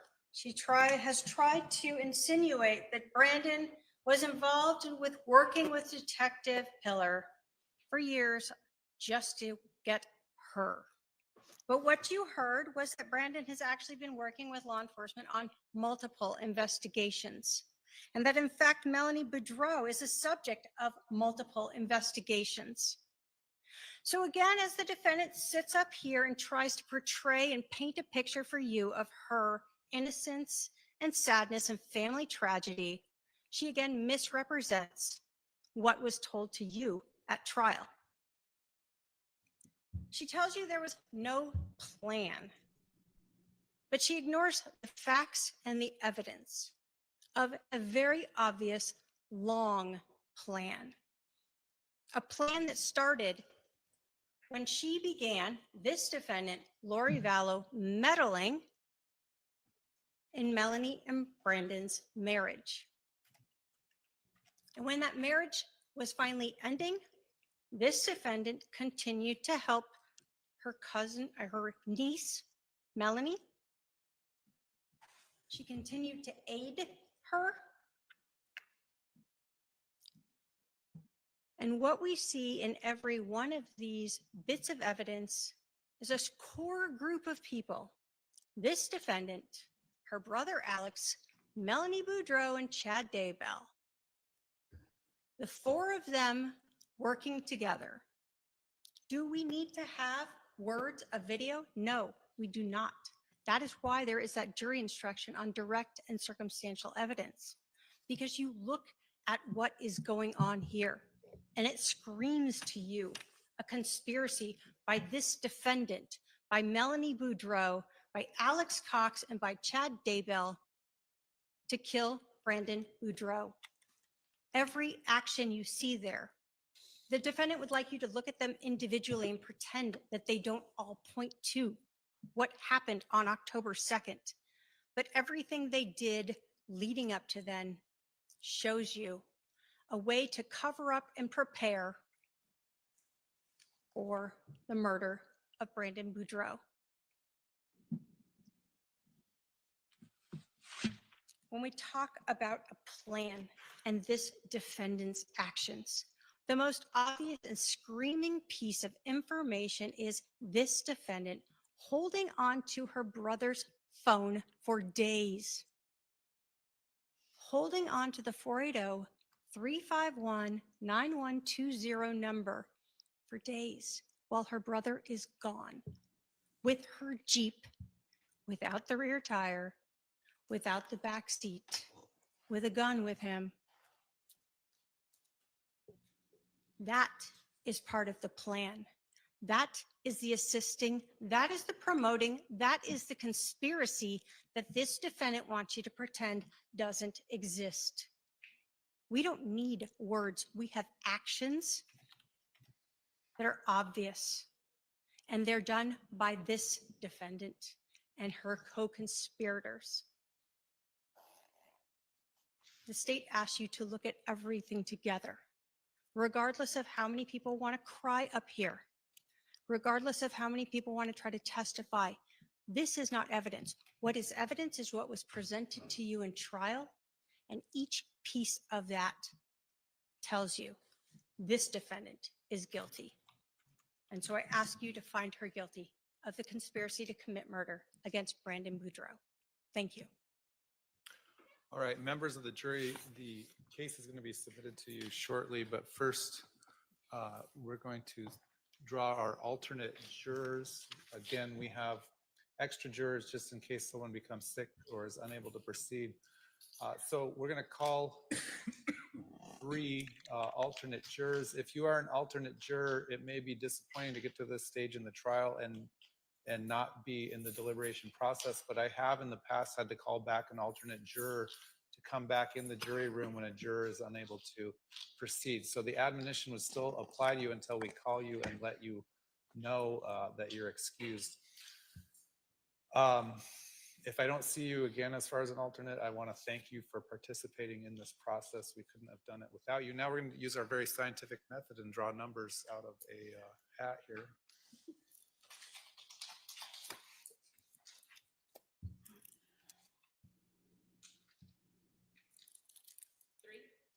Juror 3, you're our first alternate. We're going to draw another. 16. 16. Okay, and 7. jurors 3, 7, and 16. 7. Okay. I'll come back and talk to you in a few moments before you go, but please, the admonition still applies. I have had to call alternates back. Again, I thank you for your service in this matter. We're going to swear in my staff. The staff that I have so far is my Jay is on vacation this week. So go ahead. Do you swear that you will take charge of this jury and protect their deliberations from all outside interference and communication? And when they have reached a verdict, you will bring them back into court without revealing their verdict to anyone to help you that? I do. All right. The jury is excused at this time to begin their deliberations. All right, jury.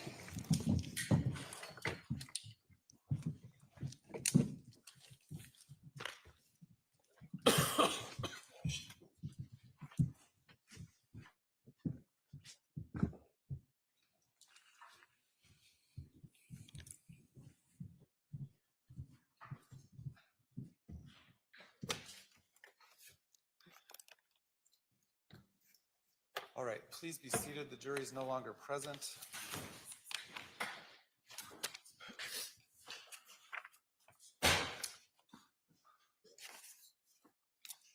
I'm going to put everyone on notice that it would be the court's intent to take a verdict within about 20 to 25 minutes of being notified that the jury has a verdict. So if you want to be present for that verdict, I would advise everyone to stay within about 20 minutes of the courthouse.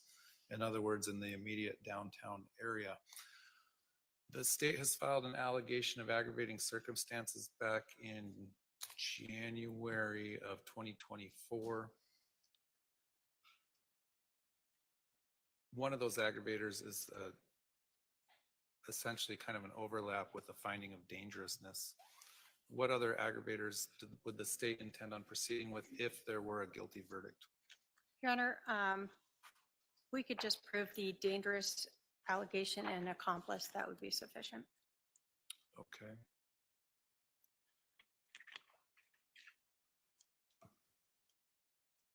Last time we discussed this issue, the defendant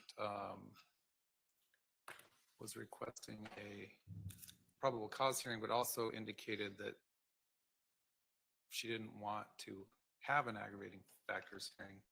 So let me ask the defendant, last time you admitted aggravators, I don't know what your intent is on this time around. I would object to aggravating.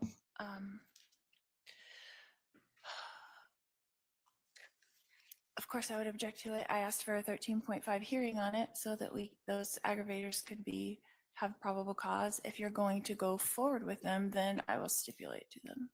All right. Well, the court, I don't think you're entitled to a probable cause hearing, but based on the evidence that was admitted, the court would find that there's probable cause been established that this was a dangerous offense and that there was the presence of an accomplice.